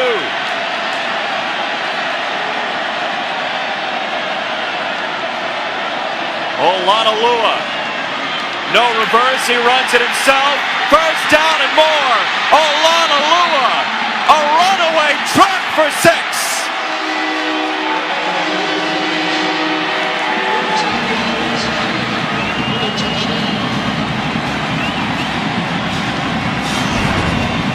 Once again, Jalen Reagor was used as the decoy. In that fly motion late, Reagor was coming across the formation behind Olanalua, but it was a design heavy run to the right side. Multiple big bodies in, and Olanalua carried about 3 defenders. Kel, I think he was down about half a yard short based on that replay. We'll see what replay comes up with, but it looked like Olanalua was down short based on the first look we saw. Take a look. How about the effort by Olanalua, but it's the first thing that's down other than the hand or the foot, and where is the ball at that time? It was called a touchdown on the field, and there has to be indisputable video evidence in order to overturn what was called on the field. This might be difficult to do. I think that's your shot. Yep, that's your money shot right there. Maybe just inside the 1 yard line is Olanalua's knee is down, and that ball just, I think, penetrates that 1 yard line.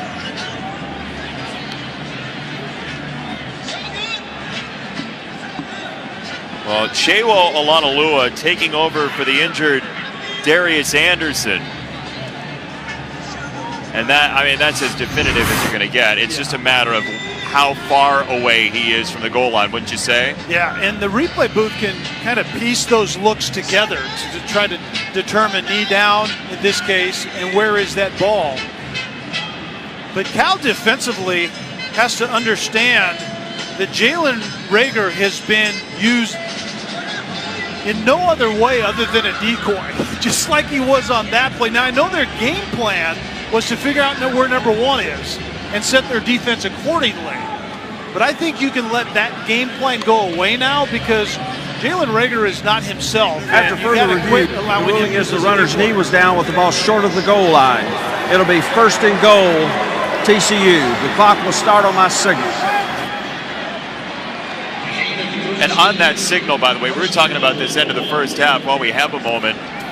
After a first down, the clock should start when the ball is spotted and ready for play at the referee's discretion. So that is the rule that we were talking about earlier. Here, off the replay, it'll be referee's discretion off the timeout. Yeah, and that's the key. It's at the referee's discretion. It looked to be in a hurry to us up here, but it has nothing to do with the chain gang. It has to do with the ball being spotted, and the referee then has the ability to wind the clock, and did so probably exactly like he thought he should.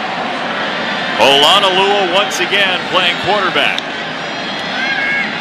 Olanalua at the goal line and not through the goal line. Olanalua carries. End of the third quarter. That'll do it for quarter number 3. TCU wrapping on the door, but not in yet. Just one score so far, and this close for the boys from Fort Worth as we go to the 4th.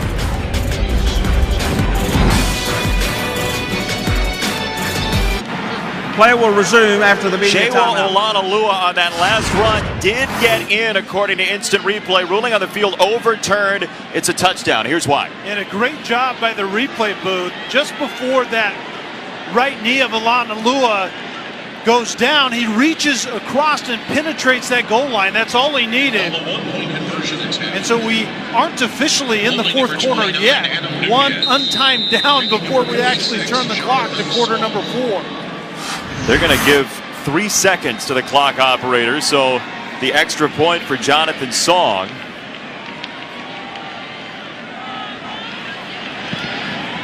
And a windfall for those of you out there saying, I need more Cheez-It Bowl 3rd quarter. This has been a wild game. The defenses have owned it so far, but it's one of those games that you kind of have the feeling something bizarre is going to break this tie as we go down the final 15:03. Yeah, initially we thought it was an untimed down, but that wasn't the case. We get this gift of 3 seconds back on the clock in the third quarter. But remember how that Alana Lua touchdown was set up. Inexplicably, the punter for Cal, Stephen Coots, punts the ball to Jalen Rager, and a 58-yard punt return later set up that touchdown that now tied this game up. Don't kick it to their best guy. Do not do that. Rule number 1. They did, though. I thought it was don't chase points early, but we're going to have to check That's the rule rule book. number 2. 3 more bowl games for you tomorrow on ESPN. Rule number 3 is get the promo in when the producer tells you to. 1:30 Eastern, Temple and Duke, Walk-Ons Independence Bowl. 5:15 Miami, Wisconsin, the New Era Pinstripe Bowl. That'll be a dandy, a rematch from last year. 9 Eastern, 8 Central, Baylor and Vandy in the Academy Sports and Outdoors Texas Bowl. All 3 games live on the ESPN app, so you can watch anywhere. Earlier on, Minnesota wins the Quick Lane Bowl. Serve Pro First Responders Bowl ended in a no contest with weather, severe weather in the Dallas area. And Cal will have one more play here in the third quarter. Downstairs, Olivia. Well, more in Miami, Wisconsin. You know, it is going to be a cold day in New York tomorrow at Yankee Stadium. And then there's been some drama off the field, too. Miami has benched their quarterback, Nkosi Perry, for an off-the-field issue. So the redshirt senior, Malik Rozier, gets his 7th start of this season. But Wisconsin will also have a new face at quarterback, freshman Jack Cohn, over third-year starter Alex Hornibrook. He's dealing with more recurring concussion symptoms like we saw in the Minnesota game. And Paul Carcaterra is the reporter on that game, and he was saying that's Manny Diaz coaching his last game for Miami. He said this is a huge loss, something we should monitor. Well, and Manny Diaz will go and coach that game, as you said, as Corey Bentley gets a sack to close out the third quarter, and TCU's getting lively. End of the third quarter. In the warmth of Chase Field. Just inside penetration by Bentley. He is known for getting pressure from the interior as he has those guys coming off the edge in Collier and Banagoo, which we've seen earlier in this game. On Olivia's point about Miami, Wisconsin, and the weather in the New Era Pinstripe Bowl, one of the reasons to tune in is to see exactly how cranky our sideline reporter Paul Carcaterra is going to be. Yeah. Because he doesn't handle weather that well. He will be about as cranky as the entire roster from Miami is playing in that weather. How about that loss of Manny Diaz, though? That Huge. defense gets propelled by him, right? I mean, that's a major loss. Yeah, that turnover chain, and that's a great matchup. It's Miami defensively, and Miami defensively, they played very good up front most of the entire year, and Jonathan Taylor is just a bruiser. When he's right, when he's healthy behind a massive experienced offensive line, that's a really interesting matchup. But does Miami want to be there in that cold weather? That's item number 1. Olivia would brave the cold weather. Downstairs, Liv? Of course I would. Well, Jonathan Taylor also, he just needs 19 rushing yards to get to 2,000 in this amazing sophomore campaign. And guys, a little fun fact, he won the Doak Walker. That's the 4th Badger to win that award. That's the rest of the Big Ten combined. How about that? How about that? They have a great pedigree. Rondé, LJ Ball, etc. TCU's defense is eaten right now. LJ Collier lost it 2. We just talked about that. Bethel comes from the inside, and then Collier and Banagoo strap it on and come off the edges. Collier's more of, they call him Thunder and Lightning, and the Thunder is Collier, and the Lightning Banagoo off the opposite edge. 3rd and 20, that's the 8th tackle for loss for TCU. Down the sideline, battle for it, incomplete. Jordan Duncan covered by Lewis, who had a pick earlier. And now 4th down. Imagine what that TCU defensive line would have been like if Ross Blacklock hadn't gotten hurt in fall camp, as you see Lewis's effort. And Gary Patterson told us that exact thing, and that's just one of the many bodies that TCU is down. Julius Lewis is the best cover guy on the back end for TCU. I would not pick on him tonight. You kicking to Rager here? No, I'm not. Whatever happened to kicking directionally away from those punt returners that can change games? That was a high snap. So a little scramble here to get it off. Rager lets it bounce once, and he's got a shot. Jalen Rager, right up the zipper, across the 40, and a flag comes in. It's a net of just 21, and we'll see if it's coming back. During the return, holding number 30 return team. Penalties 10 yards from the spot of the foul. Oh, that high snap could foul up the best laid plans. He had to hurry to punt it. Don't forget, bowl season keeps on rolling. Friday on ESPN, 3 more games. 1:30 Eastern, Purdue and Auburn in the Franklin American Mortgage Music City Bowl. Then 5:15, West Virginia against Syracuse without Alton Robinson, among others, the Camping World Bowl. And then 9 Eastern, 8 Central, 24th ranked Iowa State against Washington State in the Valero Alamo Bowl. That's our Know It Before You See It, where we tell you things that you're going to see before you do. I think points are going to happen at the Camping World Bowl. Be careful on the limbs for me. What do you like in that Iowa State-Washington State? I like the matchup with Mike Leach in that air raid, and remember, he gets blamed for all the points being scored in the Big 12 currently, and Iowa State is figuring out a way to play defense in a conference that most people don't think the defensive side of the ball even exists. TCU held him to 14 in a big win earlier this year as Rager tiptoes his way across the 40. Bunches and Weaver combine on the stop. Purdue and Auburn as well. Olivia, who you got? Well, I like this matchup because I want Purdue to get one more win for Tyler Trent, the student at Purdue who's battling cancer, who we got the pleasure of talking to back halfway through the season. His story has just inspired everyone. You see it everywhere. And the Colts even got him a plane to go down to the game. So I'd love to see that one end well for him. What a tremendous story he's been in providing hope for so many people across this land and across the world. Tyler Trent. Muhlstein here on the run, and Muhlstein backs his way for a first down. TCU, you feel the energy starting to surge for the Horned Frogs. And a really good decision in the run game once again. The H-back, Carter Ware, 47, slices. That's literally what they call this play, the zone slice. Slices across the formation, and if Grayson Muhlstein keeps the football, in a sense he has a personal protector off to the left, and that's exactly what Muhlstein did right there. This is the perfect game for what Gary Patterson told us during the week. He said, look, I don't care how we win. You can put it in a paper bag and hand it to me and say there are no plays. I'll take a win however it happens. And if they're going to win, it may be however it happens tonight. The freshman Barber reaches out and gets socked short of midfield. Bynum and Hawkins together. Jalen Hawkins with a major night with 3 interceptions. Tackle by Hawkins. TCU is typically an extremely good screen game, and we haven't seen that much tonight offensively out of them. This is a great down and distance at 2nd and 12. Cal's typically going to be coming after Muhlstein right here. Great time for a nifty little screen outside. Muhlstein now 5 for 17 for 8 yards in the game.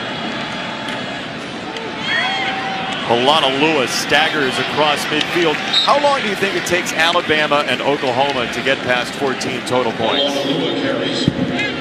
8 minutes, maybe. I'd take the under on that. Well, the over and under in this game was 38, I believe, right? Have you? That has to be one of the lowest this entire season. And it looks like it's very far off for tonight's affair. There have been over and unders that are typically 80 plus in a lot of games, the way college football is played. And 38.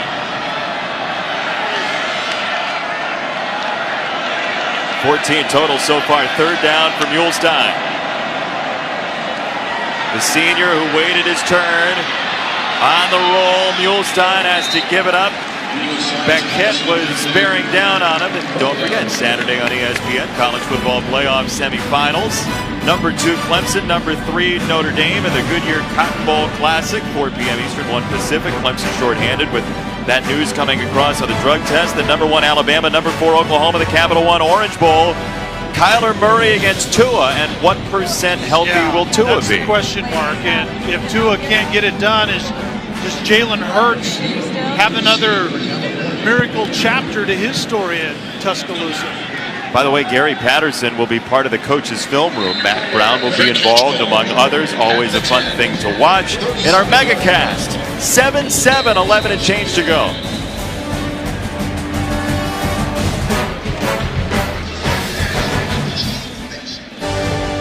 ESPN celebrating 150 years of college football. Welcome back to the 2018 Cheez-It Bowl as part of Capital One Bowl Mania. Looking forward next year to the 150th anniversary and some great stories coming out of that. TCU, by the way, its first game ever was in 1896, and it had as many points as this one. It was an 8-6 final against Toby's Business College out of Waco, Texas, named after Edward Toby, the business magnate and handwriting expert. He had his own school named after him. They had a football team, and they fell too short. Tonight, 7's not going to win it, but it may come close. Olivia? Well, guys, Cal running back Patrick Laird hasn't played in this second half at all. In fact, he went into the locker room a little bit early to end the first half. He's now come out. He's got a sling on and ice wrapped around his left shoulder. Excuse me, his right shoulder. No, excuse me, his left shoulder. But he's done for the day, obviously. And we spoke to him on the phone earlier this week, and he said he was so looking forward to the traditions that go with this last game. He is a senior, and he said after the game he was looking forward to singing the fight song with the team.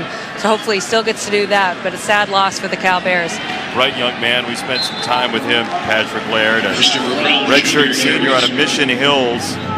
He was trying to become a 1,000-yard rusher. He needed 68 yards to become the third multi-1,000-yard rusher in Cal history, to go along with Russell White and Marshawn Lynch. That's not going to happen tonight, but he's hoping for a win from his Golden Bears. Well, Laird also had 50 catches, and that would come in handy right now on 3rd and 4 for Chase Forrest wanting to throw the football. He loads up down the sideline and incomplete. Right down the edge, and the coverage for Vernon Scott for TCU, defending Remigio, who's been the oft-targeted receiver for Cal. And TCU recruits corners that want to do just that. It's so many times in the way Gary Patterson plays coverage on the back end, a vertical by an outside receiver simply turns into man-to-man. And that's exactly what we saw right there as Rager is back to maybe flip the field once again. He's done everything tonight in the punt return game. Coots, line drive to the sideline, and that freezes Rager's opportunity. There's your edge kick. Well done by Coots. Hey, New Year's Day, sit back and enjoy 3 more college football bowl games on ESPN. 1 Eastern, LSU against UCF, the PlayStation Fiesta Bowl here in Arizona. Granddaddy and Mall, number 9 Washington and Ohio State in the Rose Bowl game presented by Northwestern Mutual. Then the All-State Sugar Bowl, Texas, Georgia. All games on the ESPN app as well. We'll be at the Fiesta Bowl, PlayStation Fiesta Bowl, doing radio for ESPN Radio. UCF 25-game win streak. But look, TCU's made a quarterback change. Justin Rogers is in. He has quite the interesting condition that he's dealing with, Rogers. He's split out wide in this formation. Rogers had a knee injury earlier this year, and now they're going to go Wildcat. Olanalua is down. So Rogers has this condition called drop foot, where the nerve in his leg isn't communicating with the nerve in his foot. So the foot kind of just slides, as Muhlestein went into the tent earlier. So they're having to go to Rogers, who doesn't have full use of one of his feet. It's been a strange season for both teams, and it's going to end in even more bizarre fashion. My goodness.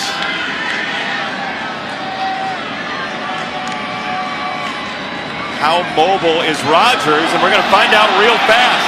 He shed Weaver, and Rogers goes down. That's very last on the list of things they wanted to see, is somebody unabated at the guy who's dealing with a foot problem. And Justin Rogers does not see the blitzer whatsoever.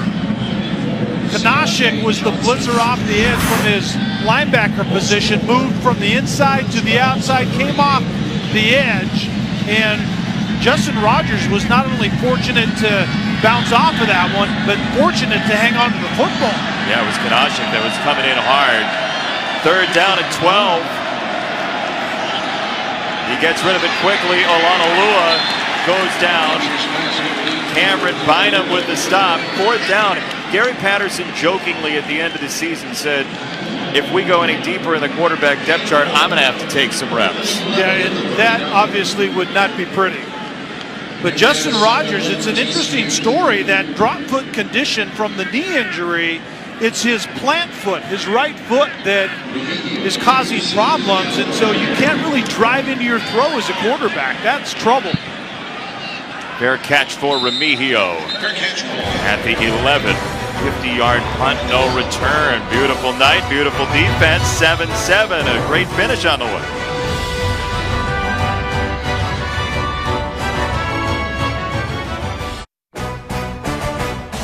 The Cheez-It Bowl, brought to you by Cheez-It. Enjoy cheesy, crunchy satisfaction. And Chevy. Chevy has earned J.D. Power Dependability Awards for cars, trucks, and SUVs. Christmas Eve, TCU players teamed up with the MDA for a day of bowling, games with kids here in Phoenix. Grayson Muhlstein's warming up. Rogers came in for one series. He got popped a couple times. And now Muhlstein out of the tent and getting loose in a 7-7 game.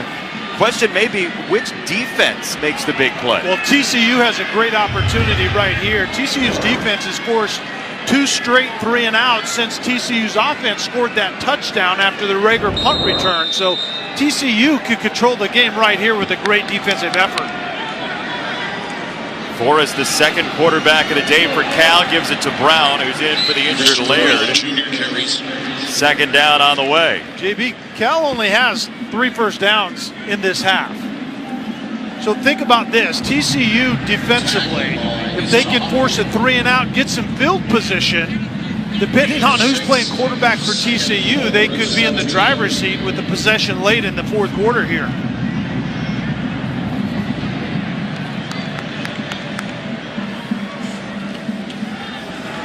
Brown turns it upfield. It's a first down for Cal. Number 4 of the half is a Haku again on a gain of 8. The 4th first down of this second half is a huge one because TCU's defense, as I just said, had forced 2 straight 3-and-outs, and Cal couldn't afford to have that done on this drive.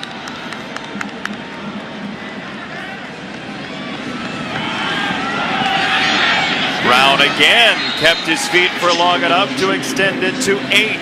Hey, this season, for every field goal and extra point made by participating universities, Allstate makes a contribution to the university's General Scholarship Fund. Thank you, Allstate. Christopher Brown's been important since the injury to Laird. Brown puts his head down and pushes for the first down. Question for you. As the ball may have come out, TCU is pointing the other way, but the officials say the field as the runner was he Forrest before the ball came loose. First down, Cal. I think it's all about the snap count. I think that's what that has to do with, as far as I can tell. Yeah, he was down, right? Yeah, I don't think there's a question, and his forward momentum had stopped anyway. But with Laird out, remember how Cal won down the stretch here, 4 out of 6 games. It's hooking the wagon to Patrick Laird. Forrest across his body into traffic and trouble and picked off. Another interception. Vernon Scott this time.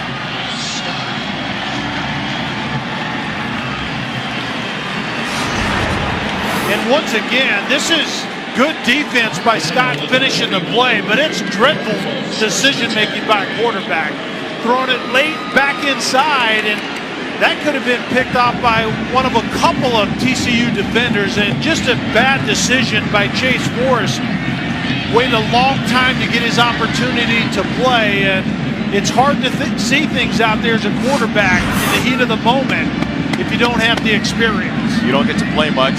You want to do more than your share. Yeah, and that's the one position in football. The more you try to do, many times the worse it gets because you're tied to the other 10 players on the field, and Chase Forrest just doesn't have the experience in terms of reps on the field to have learned that.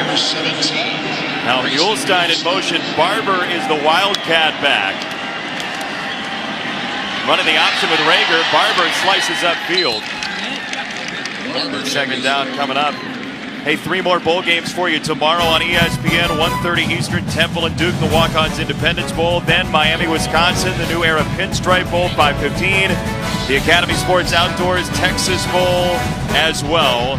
Baylor and Vanderbilt, all 3 games live on the ESPN app, so you can watch anywhere. The Academy Sports and Outdoors Texas Bowl with Baylor and Vandy. The final of 3 great games. And we'll see what TCU has in store down the stretch here with a full complement of timeouts. Olanolua running hard all night long. And 3rd down and short again. Konoshik with the stop. Yeah, and if I'm Cal defensively right now, I force the ball into Grayson Muhlstein's hands. Either throwing the football because he's looked gimpy to say the least after he came out of the medical tent. And Tim DeRuyter would know that. If we know it, rest assured that Tim DeRuyter knows it.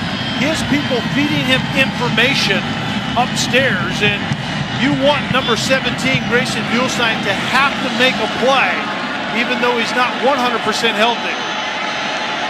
He's thrown for just 8 yards in this game on 5 completions. So they run into the line and driven back. Olanolua didn't get there. Evan Weaver sets up 4th down. What's your choice here? Just check out the replay of Muhlstein going outside. Nobody checks the quarterback, and that's exactly what I'm talking about. As a defensive coordinator in that zone read, and that probably was a call to give all the way to Olanolua, but you force the quarterback to carry the football. And the same thing right here. If I'm defense, Cal's defense currently, I sell out to the running back and force the ball into Muhlstein's hands once again, and he's not even going to carry the football. Play clock's down to 7. Now they're at the line in formation. Olanolua playing the quarterback role. And a timeout called by Cal. First charge timeout. Last Cal. thread of the play clock. Tied at 7. 3:38 to go. Come back with us.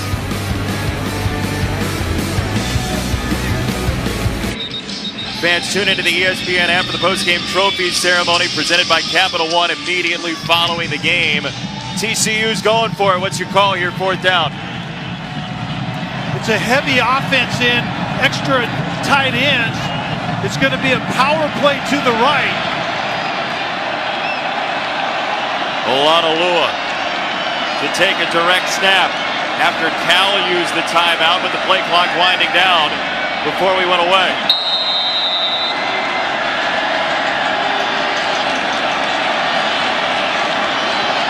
A lot of talking by Olanolua. It is a power play to the right. Does he have enough? No, sir! Cal holds the line. Jalen Hawkins and his crew get the stop. Well, TCU can do all they want in terms of window dressing. Olanolua doing a lot of stuff before the snap, but personnel-wise, there really wasn't anything to be done there except a power play to the right, which is exactly the stuff that Olanolua scored on. The same type of play, and the reason Cal burned the timeout, I believe, is they wanted, it's called a Polaroid play. They want to take a picture of what TCU wants to do offensively, call a timeout, and at the very least, force TCU to do something other than the play they wanted to be in. Forrest a little bit high. He was rescued by Ways. Up the sideline, Bo Ways. And a first down, Cal. The Michigan transfer for 22. And a big body at 6'4", 220. He's out there by himself because I think TCU was running a cat blitz off the corner. And then I think the corner got a little bit bashful about it because he didn't see the safety rotating in order to cover it. Gladney was the corner that was coming on the blitz, and I don't think Gladney was confident the safety was getting over top to help that blitz off the corner. Another throw to the far side and absolutely dropped. That's an incomplete pass to McMorris. TCU wanted to swallow it up and run with Collier. It's second down. And McMorris is, as far as the depth chart is concerned, called a fullback, but essentially he's the 6th offensive lineman, and he's actually very athletic. At 5'11", almost 300 pounds, we've seen on tape that he is typically a very good catcher of the football. 7 catches this year, 5 more than he's got running plays.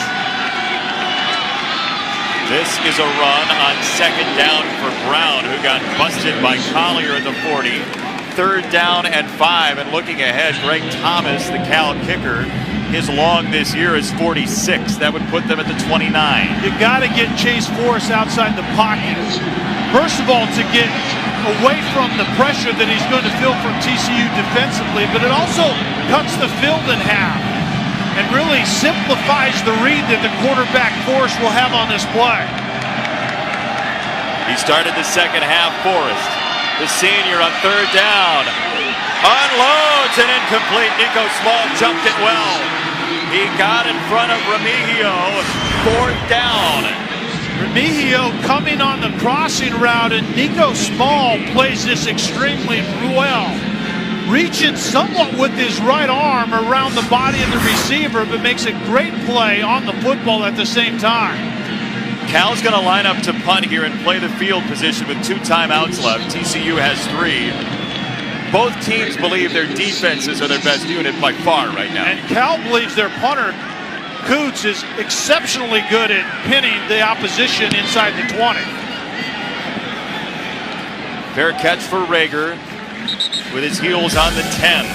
TCU with 2 and change to go in the Cheez-It Bowl. In a deadlock when we come back.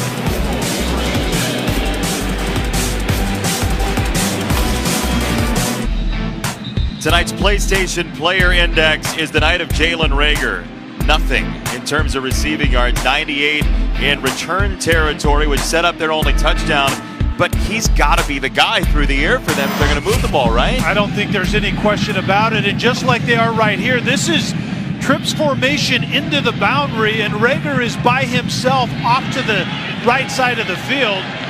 I would assume Cal's going to get safety help over the top, but I have to try to get Rager the football right here.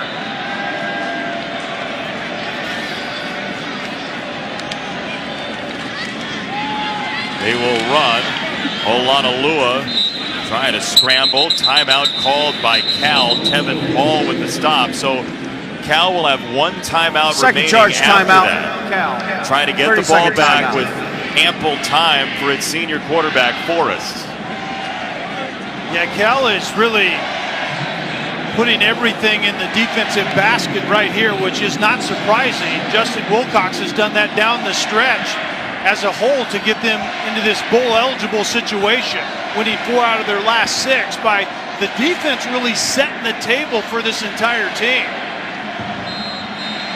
How do you get Rager the football? We just got a glimpse of the possibility.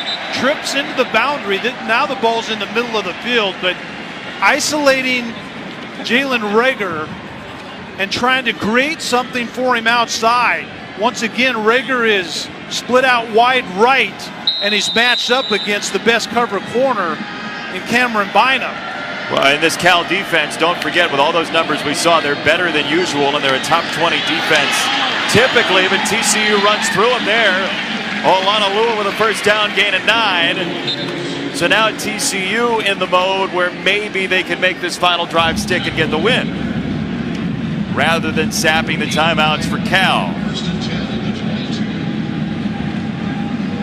Junior tailback Shewo Olanalua, his mother a professor at Texas Southern. He was second string starting the year. Darius Anderson out. Olanalua up the middle. Across midfield, first down TCU. Davis and Hicks tracked him down. It's a rip at 33. And in this critical situation, TCU has said, you know what, we think we can get something done between the tackles. Olamalua is a physical back. Our offensive linemen have been challenged, I guarantee you, on the sideline between those series, and they're getting it done up front currently. TCU subbing out an offensive lineman. Cordell Iwagwu had to come out, so they lost a bunch of time. DeMercado picking his way, and down he goes. Luke Beckett with the stop and a gain of 1. Gary Patterson is going to use his first timeout. We'll First charge timeout left at this point. TCU. 30-second timeout.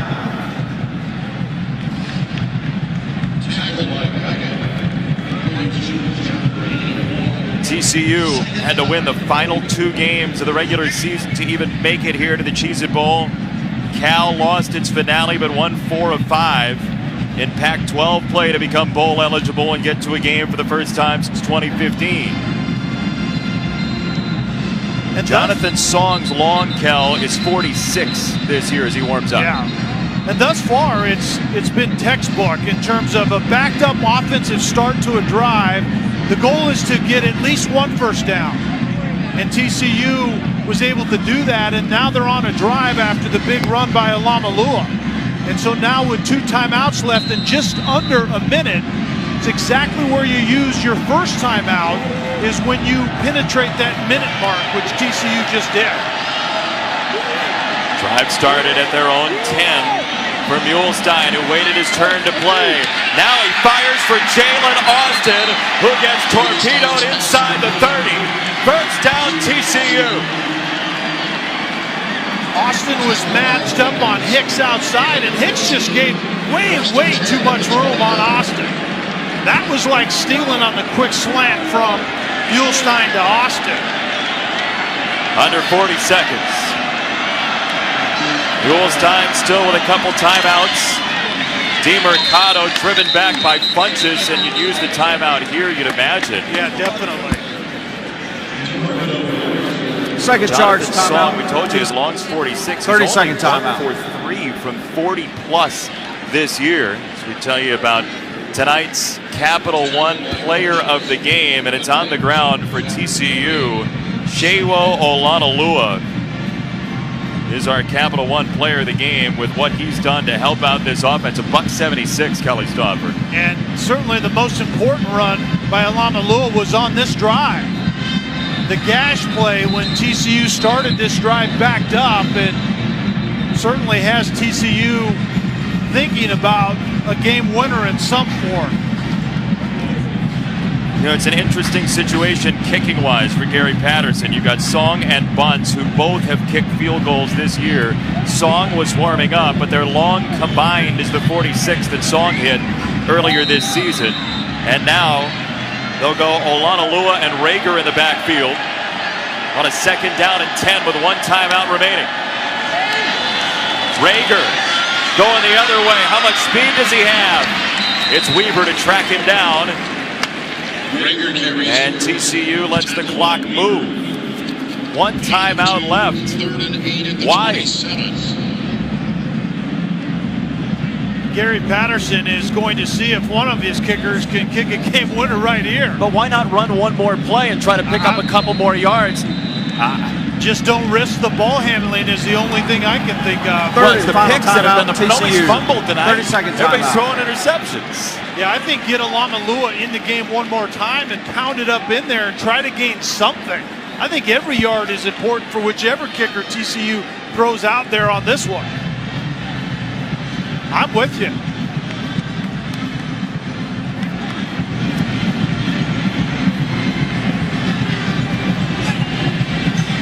It's going to be either 44 or 45 for whichever kicker they decide on, and it's going to be Cole Bunce, it looks like, with Song still on the sideline.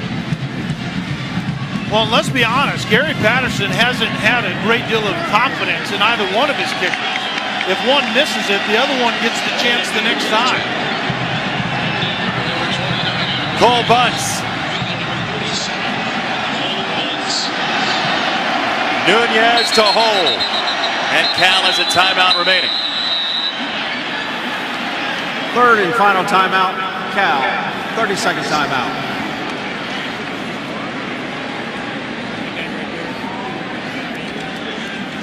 4 for 8 this year in field goals for bunts. Gary Patterson got it onto the right hash mark, which he's reminding his kicker. Yeah, I don't like talking to kickers in this situation. Let him be. Now Bunts is being taken off the field. He ripped his helmet off in frustration, and Song's going to kick it. Cal used a timeout, and now Bunts is going to come back on the field. Kicker roulette at the Cheez-It Bowl. Just when you thought we've seen it all. Cole Bunts.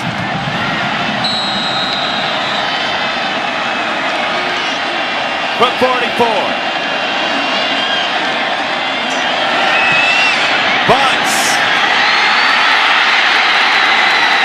And it is no good. We're going to overtime.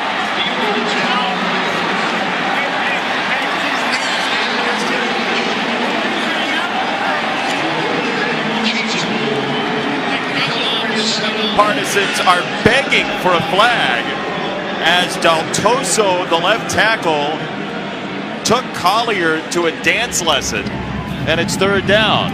Well, that dance was going on in the backfield. The pump outside didn't work because it was a corner underneath and a safety over the top, and you're exactly right. Collier thought he had the quarterback Forrest in hand, and that might have been a hold.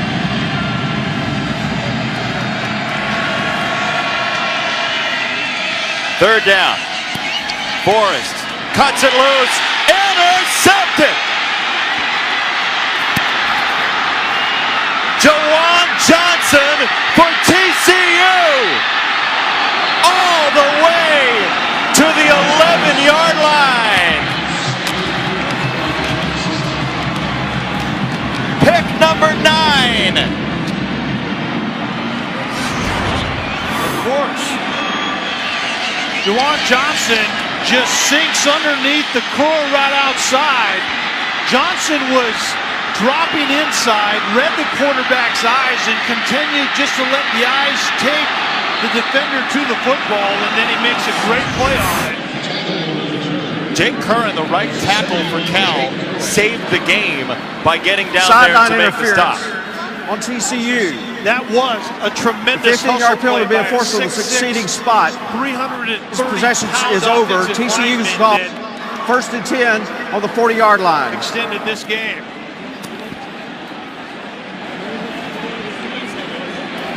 And since Jawan Johnson didn't score on that pick 6, TCU goes back to that other end of the field to try to get at least 3 to end this football game. We saw what an adventure 3 might be. You're exactly right.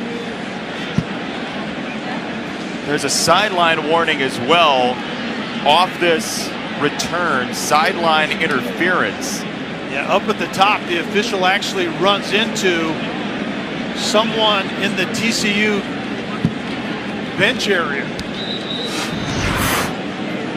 So they're going to lose 15 yards off of that, was the official call. This is yet a new way to extend this game potentially. So now you're back at the 40, and a field goal is not at all certain, let alone the 25 being not certain. So, TCU from the 40. Muhlstein, quick throw. He's got the freshman Meeking. Give him 4. JB, this game should actually end on a pick 6. It nearly ended on a pick 6 when a guy careened into another guy, and it wouldn't even stuck as a touchdown. That's true. That isn't stopping Cal from having our 10th interception of the game and running one back all the way. Stay tuned for this one. A zany night at the home of the Diamondbacks, Chase Field in Phoenix. Again, a towel in the way. That's the 3rd time one has shown up with TCU on offense. Olanalua tunneling about a yard short. It'll be 3rd and 1 for TCU. And again, their longest field goal this year was 46 from Jonathan Song. And TCU has a free play outside to Jalen Reagor if they want it. Bynum is playing soft coverage. He's bailing. At least he was that last play. A hitch outside would be a gimme, and now Bynum's tightening coverage on Jalen Reagor outside.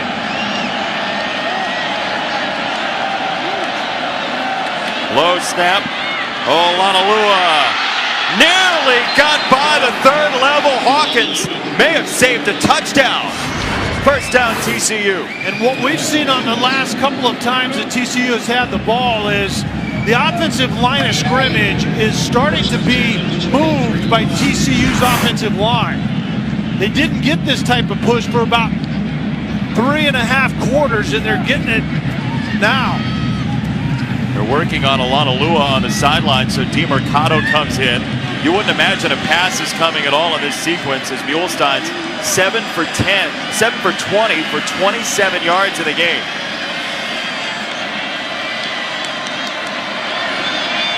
DeMercado. Second down.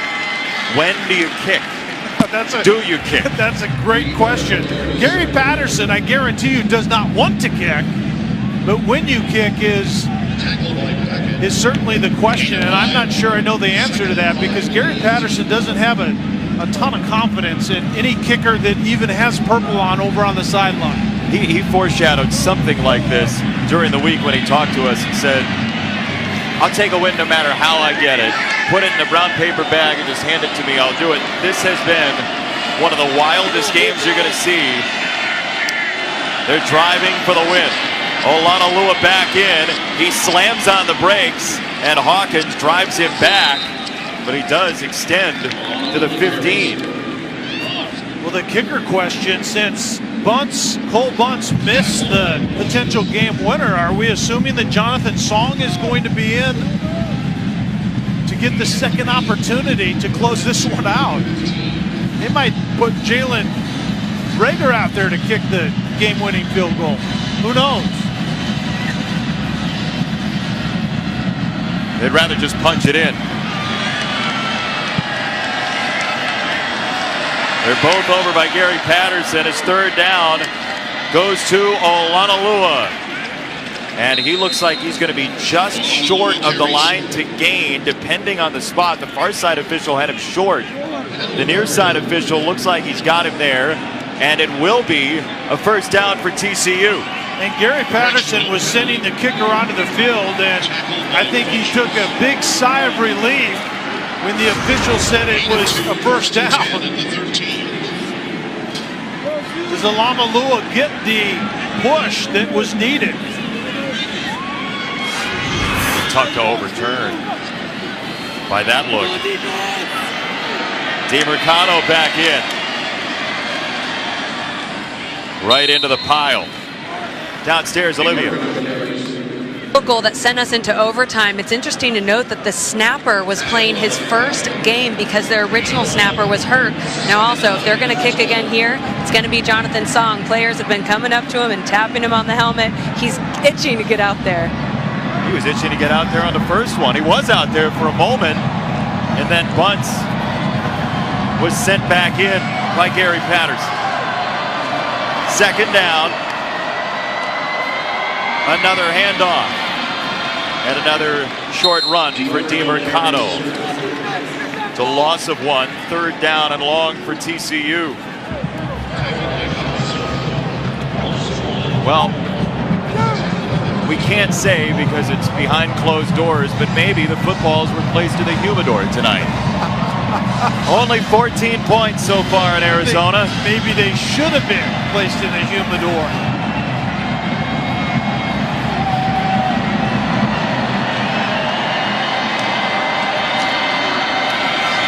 DeMercado driving for extra yards. It's going to be a 27-yard effort for the win for TCU.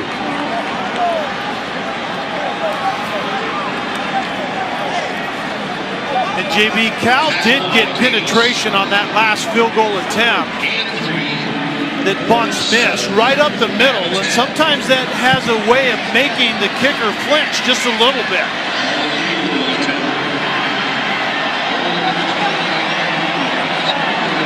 Jonathan Song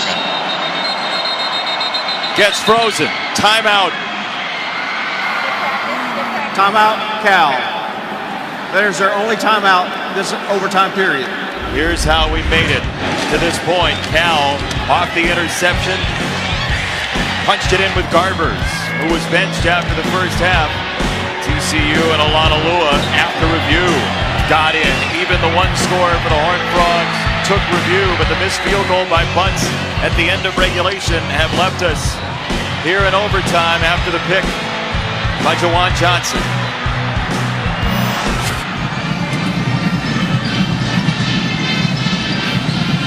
Nine picks. Wow. 28 pass yards for TCU. A barrel of sweat for Gary Patterson. And Jonathan Song for the win for TCU. Song. And it's harmony for TCU in the Cheez-It Bowl.